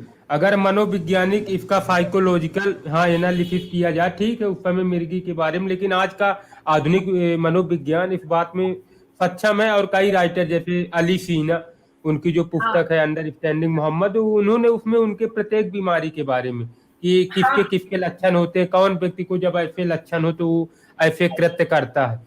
तो बिल्कुल बहुत अच्छा विश्लेषण उसमें किया है। और मोहम्मद रसूल अल्लाह जो थे, अब बिल्कुल वो इन्हीं बीमारियों से पीड़ित थे, इन बीमारियों के विक्टिम थे, और इसीलिए वो ऐसे कृत्यों को अंजाम दे रहे थे। लेकिन मैंने इसके कल बाद एक क्या। जी। मैंने कल एक रिसर्च पेपर पढ़ा, और हम्म उसमें था कि जो पीडोफाइल्स होते हैं, कि वो हम्म आखिर उनका शारीरिक जो अपीयरेंस होता है वो कैसे रिलेटेड होता है कि नहीं। क्या जो पीडोफाइल होते हैं वो ज्यादा सुंदर लोग होते हैं, या ज्यादा कुरूप लोग होते हैं, हम्म कि पीडोफाइल्स होते कैसे हैं। तो मैंने हम्म रिसर्च पेपर पढ़ा, उसमें लिखा था कि जो बचपन में ही एम्ब्रियो जो होता है, उसके दिमाग पे जो असर होता है, उसकी वजह से पेडोफाइल उत्पन्न होता है। अच्छा। नहीं, इसमें भी अब देखिए कि ये इतने मूर्ख मोमिन लोग हैं कि इसमें भी वो डिफेंड करते हैं कि बोलते हैं, नहीं वो तो एक आयशा केबल थी, तो उसके आधार पे आप उनको मतलब नहीं कह सकते कि वो जो है बच्चों के प्रति जो है सेक्सुअल। अरे नहीं, आयशा ही नहीं, दो जो बच्चियां थी जो जमीन पर रेंगती थी, और जो दूध पीती थी माँ का, वो बच्चियों को हम्म। देखकर उसने कहा। मेरे हाँ पास सबके बिल्कुल। रेफरेंसेस हैं, और मैंने एग्जैक्टली। छोटे छोटे वीडियोस बनाए इस पे। और जो मोहम्मद के जो भतीजे थे हसन और हुसैन, वो उसके पास आते थे, गोदी में बैठ जाते थे, तो मोहम्मद अपनी जीभ उनके मुंह में डाल देता था। हाँ हाँ, तो ये तो सफिशियंट प्रूफ है कि वो हाँ कि उनका बच्चों के प्रति जो है सेक्सुअल डिजायर वो रखते थे, इसमें कोई दो राय की बात नहीं है। लेकिन हाँ, अब जिनकी क्या है दुकानदारी इस्लाम पे चल रही है, हाँ, अब उसी को मतलब तो उनका तो स्वाभाविक है, वो लोग तो दावा करते रहते हैं कि देखिए ये सबसे तेजी से फैलता हुआ मजहब है। तो ये तो कोई आधार नहीं है, तो मैं इनको अतर्क मानता हूँ, इलॉजिकल मानता हूँ, क्योंकि ये अरे चीजें जो थोड़ा। कुरान है, जो कुरान है उसके बहुत सारे तो वर्सेस इन्होंने निकाल दिए हैं, जो कि बहुत ही बुरे थे, और वो हम्म दिखाने लायक नहीं थे। तो सोचो कि मोहम्मद ने क्या क्या किया होगा। ये सब तो जो लिखा है, अब जो अलाउ किया है वर्सेस, वो उसमें लिखा हुआ है। जो डिलीटेड हम्म। वर्सेस है उनमें क्या क्या था, वो आप कल्पना भी नहीं कर सकते होंगे। तो मैं बताई कि जैसे आज जो आप हलाला वर्सेज और नियोग पे जो आप आज की हैं, मतलब अपना आज जो आपका ये वीडियो है, तो इस पे मैम क्या ये लोग मोमिन लोग जहां तक मैं समझ पा रहा हूँ, ये कोई आप क्वेश्चन किया होगा, मोमिन लोग दावा करते हैं क्या कि अगर मुसलमानों में हलाला है तो हिंदुओं में भी नियोग था, ऐसा है क्या? हाँ हाँ, जब मैं जहाँ मैं कोरान और इधर उधर लिखती हूँ ना, जब भी मैं लिखती हूँ कि हलाला कोई भी लिखता है, तो ये कहते हैं कि नियोग के बारे में क्वेश्चन उठाते हैं, आप क्या ये कैसे हो गया, नियोग तो प्रोस्टिट्यूशन है, जबकि नियोग प्रोस्टिट्यूशन नहीं है। अच्छा, जस्टिफाई करते हैं हलाला की नियोग से तुलना हाँ करके। हाँ, और इतनी मैंने बेवकूफ़ी के आर्टिकल्स पढ़े हैं, बहुत सारे ऐसे न्यूज़पेपर्स हैं इंडियन एक्सप्रेस में और यहाँ वहाँ लोगों ने मुसलमान औरतों ने लिखे हुए हैं उसमें कि ये वुमेन एम्पावरमेंट है हलाला।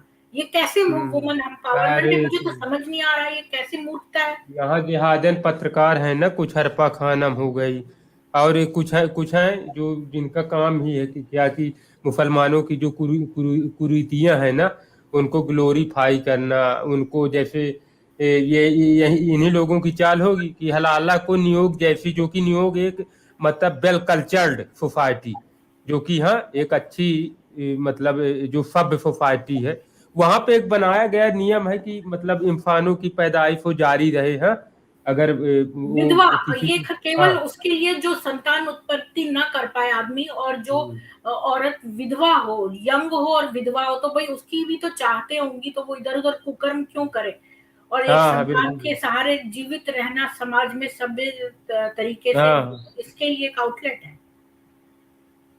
हाँ। तो देखिए इन मूढ़ों को क्या कहा जाए कि जो लोग बताइए, एक और हलाला मतलब एक, इसमें हलाला में कोई क्या क्या लॉजिक देंगे कि अगर इसकी नियोग से तुलना करें, नियोग एक व्यवस्था थी कि अगर हाँ किसी की पत्नी या पति अगर एक्सपायर कर जाते हैं, तो उसकी एक व्यवस्था थी कि वो इसके बावजूद भी समाज में एक ऐसी व्यवस्था बनाई गई थी कि वो ससम्मान, अपने हाँ, सम्मान के एक साथ वो सहारा जो हो है उसको। अपनी पीढ़ियों को आगे बढ़ा सके अपने। हाँ, लेकिन कोई सहारा भी तो चाहिए उससे जीविका के हम्म, लिए।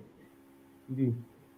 और हलाला जहाँ एक और पूरी तरह से वासना से भरी हुई, हाँ इसका कोई हाँ, इससे हाँ, आपने मतलब वो ही देखा नहीं। हलाला सेंटर जो मैंने दिखाया कनाडा यूएस का, कैसे लोगों ने पोस्ट किया है और उसमें लिखा है हम फ्री में हलाला भी करेंगे, वॉलंटियर चाहिए। और इमाम और इतने लोग जो हैं इंडिया में, पाकिस्तान में, जो बहुत अच्छी अच्छी पोस्ट पे हैं, वो इनकी बीवियां भी हैं दो दो। और एक जना तो कहता है, मैं तो, एक इमाम या मौलवी कह रहा था कि मेरी दो बीवियां, एक पहली सोचती है मैं दूसरी के पास हूँ, दूसरी सोचती है मैं पहले के पास हूँ, और मैं तो हर रात यहाँ पर करता हूँ एक औरत का किस्म नए सेक्स। अरे मैं हैरान हूँ कि मैं तो ये हैरान हूँ कि बताइए यार, कनाडा जैसे यार, ये उत्तर अमेरिका, यहाँ भी मतलब मैं सोचता हूँ कि ये लोग यहाँ के मुसलमान गए होंगे तो वहाँ काफी प्रोग्रेसिव होंगे। लेकिन वो ठीक है, प्रोग्रेसिव हो या ना होंगे भी, लेकिन अगर उनके ये सोशल, अगर उनके मैनर जो है उसी प्रकार हैं जो यहाँ के हैं आपके, ये मतलब एशिया के मुसलमानों के हैं, तो ये तो बहुत मतलब मुझे तो बहुत ताजुब होता है कि वहां भी आप बता रहे हैं कि सेंटर्स हैं, हलाला वाले सेंटर्स वहां भी हैं, तो ये वहां गए मतलब, लेकिन अपनी कुरीतियां जो इनके, हाँ कल्चर है वो लिए गए। हाँ, वो तो इनके साथ जुड़ी ही रहती है, बचपन से हाँ सिखाते हाँ, हैं इसलिए।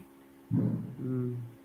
हाँ तो कोई भी प्रोफेशन हो, लेकिन वो ये चीजों पे अभी भी यकीन करते हैं, ये तो मैंने भी देखा। हाँ, और बढ़ चढ़ के अब फेसबुक पे मैं कहीं पोस्ट लिख दूं तो मेरे को तो जान से मारने की कई बार धमकी आ हाँ चुकी हाँ, है। अरे इससे नहीं, ये तो बिल्कुल, इनमें तो ये थ्रेड देने में ये तो इनका ये पूरा ये मजहब जो है ना मैम, ये तो इसकी बुनियाद ही है रसूल अल्लाह। वो खुद जो है उनकी, अगर कोई उनको क्रिटिसाइज करता था तो फर्तन से जुदा करवा देते थे। हाँ, और अरे बहुत अब, बुरी बुरी तरह से एक औरत को तो उम्म किरफा जो थी उसके तो दोनों पैर दो कैमल्स पे बांध दिए थे और उसको हाँ उल्टी दिशा में दौड़ा दिया था, बीच में से चीर दिया। और एक औरत थी जो रात को सो रही थी, तो उसके ऊपर बच्चा लेटा हुआ सो रहा था, तो उसने अपनी तलवार घोंप दी बच्चे के थ्रू। हाँ हाँ, जी जी, तो यही बोला ना कि इनके रसूल अल्लाह, और इसीलिए आप देखें कि पाकिस्तान में मैडम तो एक आशिक रसूल होता है, मतलब अगर कोई रसूल अल्लाह की गुस्ताखी करे तो उसकी हत्या करने वाले को आशिक रसूल कहते हैं। आशिक रसूल, उसको इतना ग्लोरीफाई किया जाता है उसके नाम से। स्वाभाविक है, अगर मारेगा, अगर कोई व्यक्ति जो है, मान लीजिए यक्स ने रसूल अल्लाह की गुस्ताखी की, वाई ने उसको मार दिया, तो वाई को स्वाभाविक है, पाकिस्तान में जो सुप्रीम कोर्ट है मजबूरी बस विश्व को दिखाने के लिए मान लीजिए फांसी की सजा दे दिया, लेकिन आफ्टर उसको फांसी की सजा देने के बाद उस व्यक्ति के जो जनाजे में एक नमाज पढ़ी जाती है, जिसको नमाज जनाजा बोला जाता है। इतनी गजब भीड़ होगी कि वहां कम से कम आप देखिए तो 25% पाकिस्तान वहां पे आ जाएगा। उसको मरने के बाद इतनी गजब की मस्जिद बनाई जाएगी, इतनी इनकम आएगी कि एक औफत मस्जिद पे मान लीजिए 10 टाइम्स, और उसके बच्चे को इतना पैसा दाम सब लुटाया जाएगा, तो ये किस लिए? केवल इसीलिए कि कोई भी रसूल अल्लाह को क्रिटिसाइज न कर पाए, उनकी पोल पट्टी खोल न पाए। लेकिन चूंकि अब सूचना क्रांति हुई है, तो अब इनका कंट्रोल तो है नहीं, लोग बाग बिना फेस दिखाए भी हाँ पोल खोल सकते हैं, इसलिए खुद परेशान है अब। इसीलिए मैम देखेंगे तो ये जो मौलाना लोग हैं, ये बोलते हैं आप यक्स मुस्लिम के चैनल पे मत जाना, नहीं तो ईमान आपका डगमगा जाएगा। तो आप कल खुद मैंने सोचिए फेसबुक पे जी। किसी हबीब है उसकी तारीफ कर दी, और मैंने कहा कि आप अपने पूर्वजों को खोजिए, वो भी हिंदू होंगे, तो आप वापस आ जाइए। तो अगले ही ने किसी ने हिंदू नाम से उसको लिखा, ना ऐसा मत करना, अल्लाह तुम्हें माफ नहीं करेगा। हाँ हाँ सोचिए, जबकि ये सच्चाई है मैडम कि ये जो है मतलब साउथ एशियन पूरे मुसलमान जो है, क्योंकि वो अरब वाले तो लेके आए नहीं थे यार, अरब से लेडीजें भी आई थी, तो ये तो बिल्कुल 100% सही है, मानते भी हैं। कहीं आप देखेंगे पाकिस्तान और बांग्लादेश, हिंदुस्तान, ये जो सब मुसलमान है, सब इनकी जो है माए सब हिंदुस्तानी थी, भारत की थी। लेकिन हो गया, क्योंकि ये एक पॉलिटिकल वो भी है ना मैडम, क्योंकि इस्लाम का जो है इसकी जड़ में आप देखेंगे तो गहरी आपको पॉलिटिकल साजिश मिलेगी, जो कि पूरे वर्ल्ड को इस्लामिक आइडियोलॉजी में मतलब तब्दील करना चाहता है। तो अब फिर अब ये तो जानते हैं राजनीति तो बहुत खराब होती है, चाहे वो अगर नॉन मुस्लिम भी राजनीति करेगा, तो स्वाभाविक है राजनीतिक व्यक्ति जो होता है वो हिंसक होता है, वायलेंट होता है। और मुसलमान में तो उनका मजहब ही उनको इजाजत देता है, जितनी भी कुरीतियां हैं, आप सोचिए मैडम कितनी ताजुब की बात है कि जिस मजहब में जो गलत चीजें हैं, कुरीतियां हैं जो है, उनको ही अगर अल्लाह से है ऑथेंटिक करवा दिया जाए, तो फिर वाह वाह, अब क्या कहना है कि दूसरों एग्जैक्टली। की आप जी। ये अगर कुरान में ना लिखा होता हलाला के लिए, तो इतने सारे लोग ना करते। अब एक और हदीस बना दी कि भाई लानत भेजे कि उस पर जो है, जो फर्स्ट हस्बैंड और सेकंड हस्बैंड पे, अगर वो जानबूझ के हलाला करेंगे सोच के कि पहले हस्बैंड पे ना जाए। पर आपने हलाला रखा ही क्यों पहली बार? हाँ हाँ जी जी जी।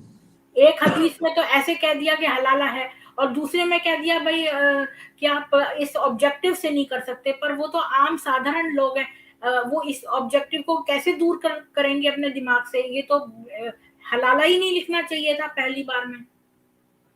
और एक बात और है मैम कि देखिए आप अगर देखेंगी, जैसे जो प्रोग्रेसिव महिलाएं अपने आप को बोलती हैं, मॉडर्न जो नहीं फेमिनिस्ट, जो आज की फेक फेमिनिस्ट है, जो हाँ, बॉलीवुड में भी हैं, जो जर्नलिस्ट भी हैं, पत्रकार भी हैं, ये आप हिंदू मजहब की आप देखें, ये हिंदू रिलीजन की या धर्म की, हिंदू धर्म की, ये सभी इनको पता नहीं कहाँ कहाँ पे निकाल के रख देंगे, लेकिन इनकी औकात नहीं कि ये हलाला पे या बहुविवाह प्रथा जो नहीं देखती है, पोलियंड्री, इतनी जो विवाहों की, मोहम्मद साहब खुद त्यारा उनकी वो थी, और सेक्स स्लेव तो कितनी थी। चौदह और थी, इसके 14 बाद बीवियां थी, और हाँ 6 सेक्स स्लेव्स थी जो ऑफिशियली मेंशन्ड है। हाँ, और यही नहीं, जो अब वो ठीक है बोलते हैं कि मोहम्मद साहब बोले कि इसके बाद जो है आने अगला मोमिन जो है कोई भी मेरे अलावा वो 4 शादियां करेगा, लेकिन ऐसा कुछ नहीं, अबू बकर की खुद त्यारा थी, उमर की अरे खुद त्यारा चार थी। जो है वो, चार जो है वो एट अ टाइम, उसके बाद तलाक करते जाओ और करते जाओ, नई हाँ, नई। तो यही ना कि इन लोगों का, लेकिन कोई भी जो प्रोग्रेसिव यहाँ के लिए जो इंडिया में बॉलीवुड में आप कभी ना देखेंगे, इनकी औकात नहीं कि ये हलाला पे बना दे फिल्म, इनकी औकात नहीं है मोहम्मद साहब को क्रिटिसाइज कर दे, इनकी कुछ नहीं, इनका वहां पे सारा जो जितना प्रोग्रेसिवनेस है ना, सारा वहां पे निकल जाता है। मतलब हिपोक्रेट की भी एक जो है वो भी एक लिमिट होती है, लेकिन इनको इन लोगों को ना ये कभी नहीं, हाँ ये तुलना जरूर ढूंढ लाएंगे कि हलाला जो है नियोग जैसी है, केवल ये अपने को ऑथेंटिसिटी दिलाने के लिए कि देखो हमारा तुम्हारे में भी तो था। लेकिन देखिए इन दोनों में अगर आप जैसे अभी गहरी जब मैं समझा, भी मैं मतलब बेड पे लेटा ही था सोने जा, लेकिन मैं जैसे वीडियो तो मैं क्योंकि आप इतने डिटेल से, क्योंकि आप पढ़ती भी जा रही थी और उसको आप अपने लैंग्वेज में भी उसको आप मतलब सरल और सहज मतलब तरीके से आप समझा भी रही थी पढ़ पढ़, तो मैं समझा कि इन दोनों में कितना धरती आसमान का अंतर है। हाँ, लेकिन ये लोग जानते हैं, जिनको वामपंथी मीडिया या ये जो यहीं की इनको तो जो पत्थर मार मूवमेंट, के भागना है। इनको यही सिखाया कि पत्थर मारो और भागो। तो इनको इसका मतलब नहीं पता, बस इनको तो कहना है कुछ ना कुछ। हाँ, फिर क्या है कि देखिए मैं आपकी भी इस चीज में जो है काफी तारीफ करूंगा कि देखिए आप पढ़ती हैं किसी चीज की सच्चाई में, नहीं तो देखिए गुमराह इंसान ऐसे हो जाता, जैसे आपको भी कोई बता देता है नहीं यार नियोग ये था, तो फिर आप स्वाद अगर आपको रिसर्च ना करना होता तो देखिए एक आम इंसान क्या होता है वो मान लेता कि हाँ यार नियोग रहा होगा, अच्छा ये तो इनका भी ऐसे है, नहीं एक आम आदमी, लेकिन देखिए आपने रिसर्च किया, आपने सच जानने की प्रयास किया कि देखते में था कि बात नहीं ये था। है जी शौकत जी, मैं कोई भी चीज बिना खोजे नहीं कहती। और मैं हिंदू धर्म में शुरू से हूँ ऐसा नहीं है, मैं बहुत हम्म सारे फेथ से निकली हुई हूँ। मैं क्रिश्चियन बन गई थी, मैं हम्म वहाँ चर्च जाती थी, मुझे मैं वहाँ हम्म के वो पढ़ने लगी थी। मुझे हिंदू उससे ज्यादा नहीं था और मैं सोचती थी कि ये तो पत्थर है, खुद मैं ऐसा सोचती हम्म थी। पर जब हम्म मैंने गहराई में हर चीज ढूंढती गई तो मैं इस समय यहीं पे हूँ, क्योंकि मुझे यही सबसे सर्वश्रेष्ठ लगा। क्योंकि मैंने देखा कि जो ईश्वर है वो सबके लिए है, मानव जाति के लिए। और वो कभी ये नहीं हम्म कहता कि जो है बिलीवर हैं मुझ पे जो विश्वास करें उन्हें तुम मानो, और जो ना करें उनको मार डालो, ऐसा कोई कोई नहीं कहता। हिंदू सनातन धर्म जो है वो मानव जाति को एक समान समझता है। और जो हम पर जो बुरी चीजें आती हैं वो ईश्वर हमें नहीं देता है, वो हमारे अपने कर्म जो हैं हमें उससे हमें दुख और सुख प्राप्त होते हैं, जो हमारे कर्म हैं। बिल्कुल बिल्कुल। लेकिन मैम देखिए सबसे बड़ी बात ये भी है ना कि आपने तो देखिए रिसर्च किया, बकायदे आप पढ़ती भी हैं, आप बुक्स ढूंढ के, अब ये भी अब आपने देखी ये भी तो आपने कहीं ना कहीं रिसर्च किया होगा कि भाई Indian archaeological survey of India, ये सब चीजों को आप जानने के बाद, लेकिन ये इंडिया में मैं कई लोग देखता हूँ वो लोग इजिली अगर कोई भी ये जो ये प्रोपोगंडिस्ट जो मीडिया होते हैं या बॉलीवुड वाले कोई भी होते हैं, वो हल्का बोल दिए अवाम आदमी मान लेता है, हिंदू भी कई मान लेते हैं। लेकिन हाँ, देखिए इनका प्रोपोगंडा तब फेल हो जाए जब आप जैसा हर व्यक्ति बन जाए कि नहीं भाई हमको सच जानना है आखिर क्या था। अब नियोग ठीक था, एक हलाला जैसी प्रथा, तो देखूं क्या अंतर था, क्या था कैसे। हाँ। तो देखिए जो आपका वीडियो ऐसे देखने वाले बहुत कम लोग हैं जहां सच है, जैसे आप बिल्कुल कितनी गहरी चीजें बता रहे हैं, और लेकिन पता है क्या क्या है कि कि जो गूगल है ना, गूगल पे मत जाए। कई लोग जो है ना मेरे को आंसर करते हैं हमने गूगल पे सर्च किया ये मिला। नहीं तो नहीं गूगल गूगल पे सब बकवास है। तरह की चीजें मौजूद है, इसलिए बिल्कुल। ऑथेंटिक सोर्स पे जाना चाहिए जो हम्म। उस समय मौजूद थी उस पर। गूगल पे जैसे यही बकवास 1800। जितने हैं आपको प्रोपेगेंडिस्ट वाले हैं ना, इन्हीं के आपको आर्टिकल मिल जाएंगे, सभी आर्टिकल्स मिल जाएंगे, वो हाँ, मैं भी कभी हाँ, नहीं। इसलिए मैं उन आर्टिकल्स को नहीं पढ़ती।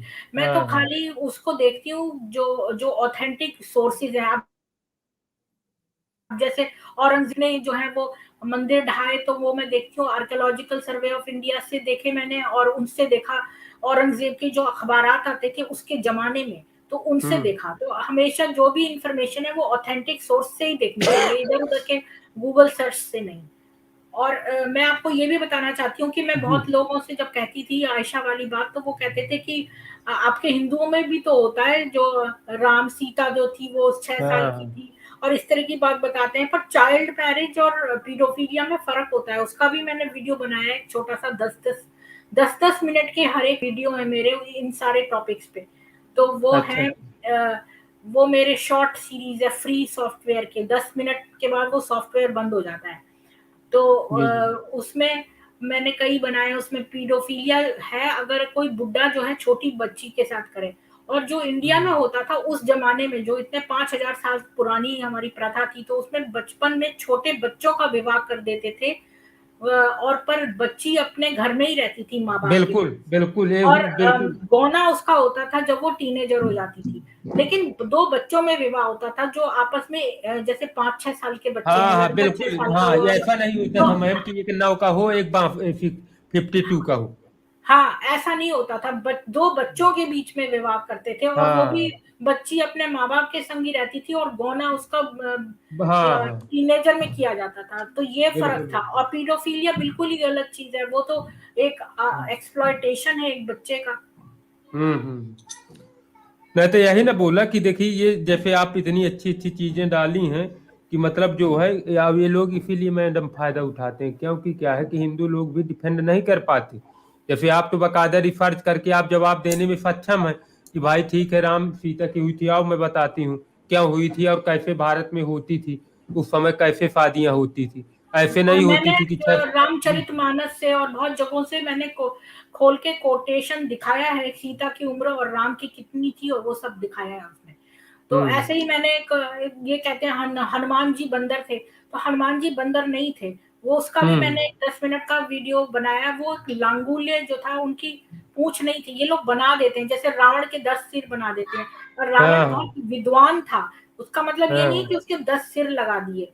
हाँ और हाँ हाँ जैसे बचपन में मेरा एक ना क्लासमेट होता था, वो क्या करता था, हर एक मुहावरे का तस्वीर बना देता। जैसे आग में घी डालना, तो उसने आग लगा दी और उसमें हाँ घी डाल हाँ। रहा है कोई।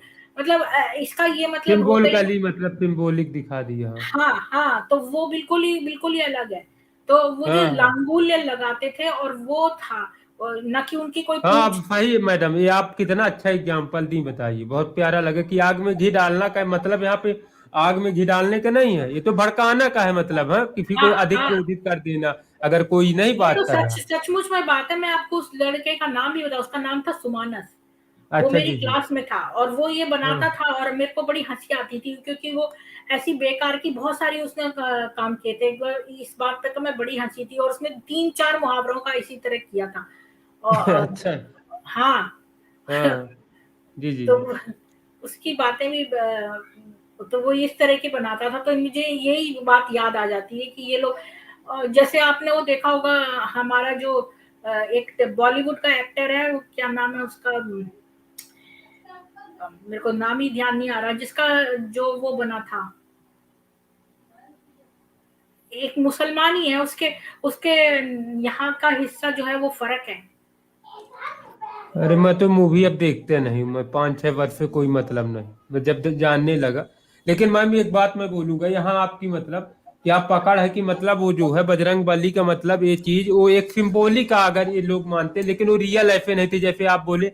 आग में घी डालने का मतलब आग में वाकई में घी डालना नहीं, ये किसी व्यक्ति के संदर्भ में यूज किया जा सकता है कि जो हाँ क्रोधित हो और उसको ऐसी बात बताओ कि वो और नुकसान पहुंचाए और क्रोधित हो जाए। हाँ, मैंने उसमें प्रूफ दिए हैं, तो वो वाला वो भी मेरे 10 मिनट के। मैंने एक सीरीज बनाई है, प्लेलिस्ट, वो है आंसरिंग मोमेंट्स अबाउट हिंदुइज्म।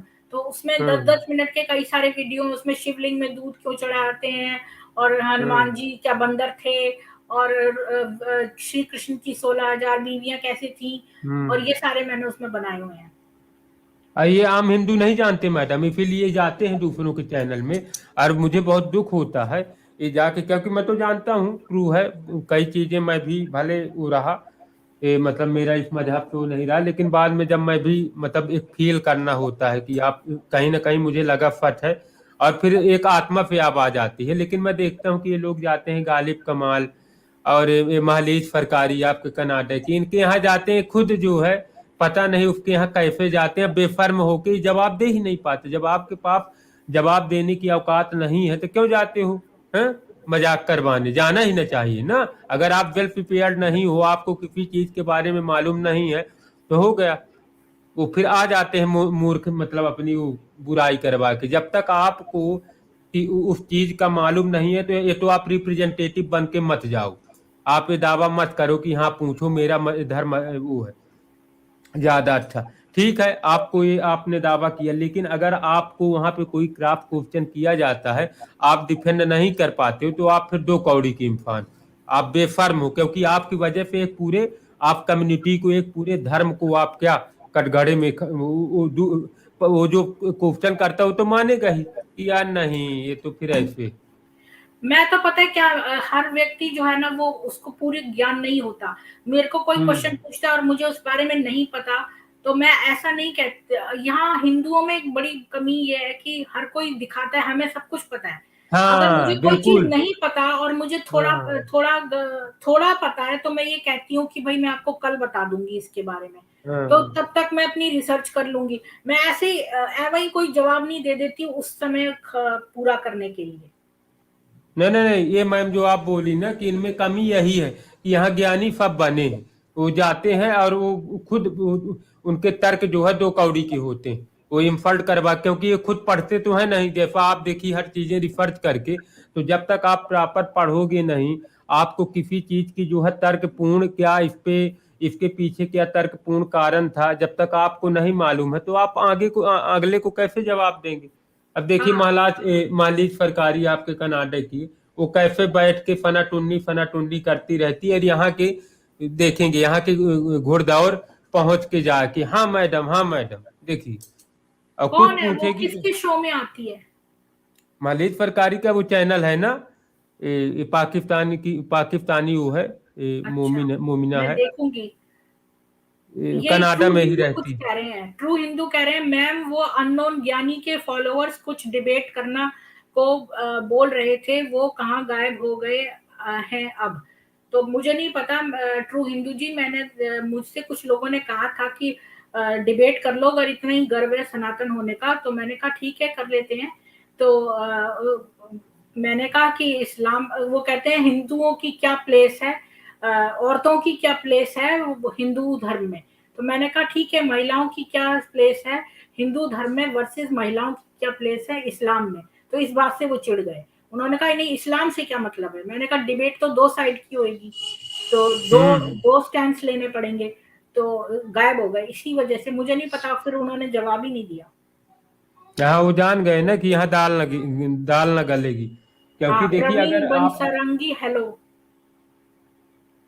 क्योंकि देखिए मैडम, जैसे आप एक्सप्लेन की हैं, अगर आप वाकई में ऐसा कोई भी करे और ये चीजें मतलब मालूम करे, वो जाए इनको जवाब दे, तो वाकई में वो लोग उनके पास कोई तर्क न रह जाएगा, वो डिनाई ना कर पाएंगे इस फैक्ट से कि ये एक आप अच्छी मेरे को लिंक व्यवस्था थी। भेज दीजिए, मैं चली जाऊंगी उस पर, और मेरे को कुछ आता होगा तो बता दूंगी। अब तक तो मुझे थोड़ी बहुत नॉलेज तो हो ही गई है।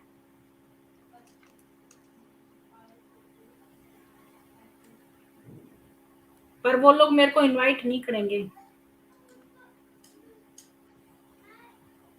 हाँ, वो लोग तो ऐसे वो जानते हैं कि वो मूढ़ों को करते हैं कि जिनको आता जाता नहीं, जानते हैं कि आएंगे तो इनके कारण जो है मूढ़ता पूर्वक या अतार्किक या तर्कहीन रिप्लाई देंगे, तो मैं स्वाभाविक है हम लोगों को आनंद आएगा कि देखो इनका भी धर्म वैसे है जैसे इस्लाम है। अब मेरे में मैम आज आज नहीं, अभी क्योंकि मेरी तबीयत खराब थी तो मैं कमेंट तो देखता रहता था, 2 दिन पहले एक जो है कमेंट्स आया, उसमें लिखा था कि 2050 तक जो है इस धरती के सभी धर्म जो है समाप्त हो जाएंगे। तो मैंने तो उसको, मुझे इतनी हंसी आई कि यार देखिए, मेरा इस पे ये मानना है मैडम, जो मेरी रिसर्च मैंने जो जीवन में अनुभव किया, कि देखिए कि अगर विज्ञान एक है, अगर मैथ एक है, जैसे कनाडा में अगर जो कनाडा की मैथ होगी, अगर रेशनल नंबर जो वहां पढ़ाया जाता होगा, तो स्वाभाविक है इंडिया में भी डिफिनीशन वही सेम होगी। जो लॉज ऑफ मोशन जो अमेरिका में है, अगर कोई गाड़ी चलती है तो गति के नियम जो अमेरिका में कार्य करते हैं कनाडा में, वो इंडिया में भी करेंगे। अगर साइंस के नियम पूरे यूनिवर्सल हैं, ऐसे नहीं है कि जो है यहाँ, अगर यहाँ इंडिया की गाड़ियां जो हैं उनके लिए लॉज ऑफ मोशन अलग हैं, कनाडा के अलग हैं, और अमेरिका के अलग हैं, लंदन के अलग हैं, ऐसा तो है नहीं। तो अगर साइंस यूनिवर्सल है, बिल्कुल वो कहीं भी हो, उनमें जो है सेम, और उनको उनका प्रयोग भी आप यूनिवर्सल कहीं भी करिए, सेम रिजल्ट देंगे। ऐसा नहीं है कि अगर कार्बन और ऑक्सीजन का यहाँ पे अगर उनका आप उनका रिएक्शन कराइए तो कुछ और होगा, कनाडा में और होगा, ऐसा कुछ नहीं। तो जो धर्म में मैडम यही केवल डिफिकल्टी, कि धर्म भी एक ही है, जैसे साइंस अलग नहीं हो सकते तो धर्म कैसे, धर्म एक ही है जो सनातन है। अब केवल उसका हिंदुओं से केवल इतना एक है जुड़ाव, उसका कनेक्शन इतना है कि इस धरती पे, हिंदुस्तान की धरती में ऐसी सराउंडिंग, ऐसे वातावरण, ऐसे एटमोस्फियर मिला उन ऋषि मुनियों को, मनीषियों को, यहाँ पे, यहाँ का ऐसा माहौल रहा कि वो ध्यान के गहराइयों तक गए, और उन्होंने इस शरीर में जो न मरने वाली, क्योंकि मरना तो सबको है, जानते, हर प्राणी जन्म लेता है और उसकी मृत्यु भी होती है। ऐसा तो आज तक हुआ नहीं कि कोई एक व्यक्ति मरा हो, उसका जन्म हुआ हो अभी तक मरा ना हो। तो मरना तो सबको है, लेकिन यहाँ के ऋषि मुनियों ने ध्यान के गहनतम स्थिति में जाकर ये पता लगा लिया कि एक चीज नहीं मरती जो इस शरीर में है, और उसी को उन्होंने आत्मा शब्द नाम दिया, उन्हीं को, उसी को आत्मा, मैं इसी को धर्म मानता हूँ, ये सब में होता, वो ये चाहे अच्छा अमेरिका का। टॉपिक आपने बताया, ये इसका मैं अगला स्ट्रीम कर लूंगी इस बारे में। हाँ हाँ जी।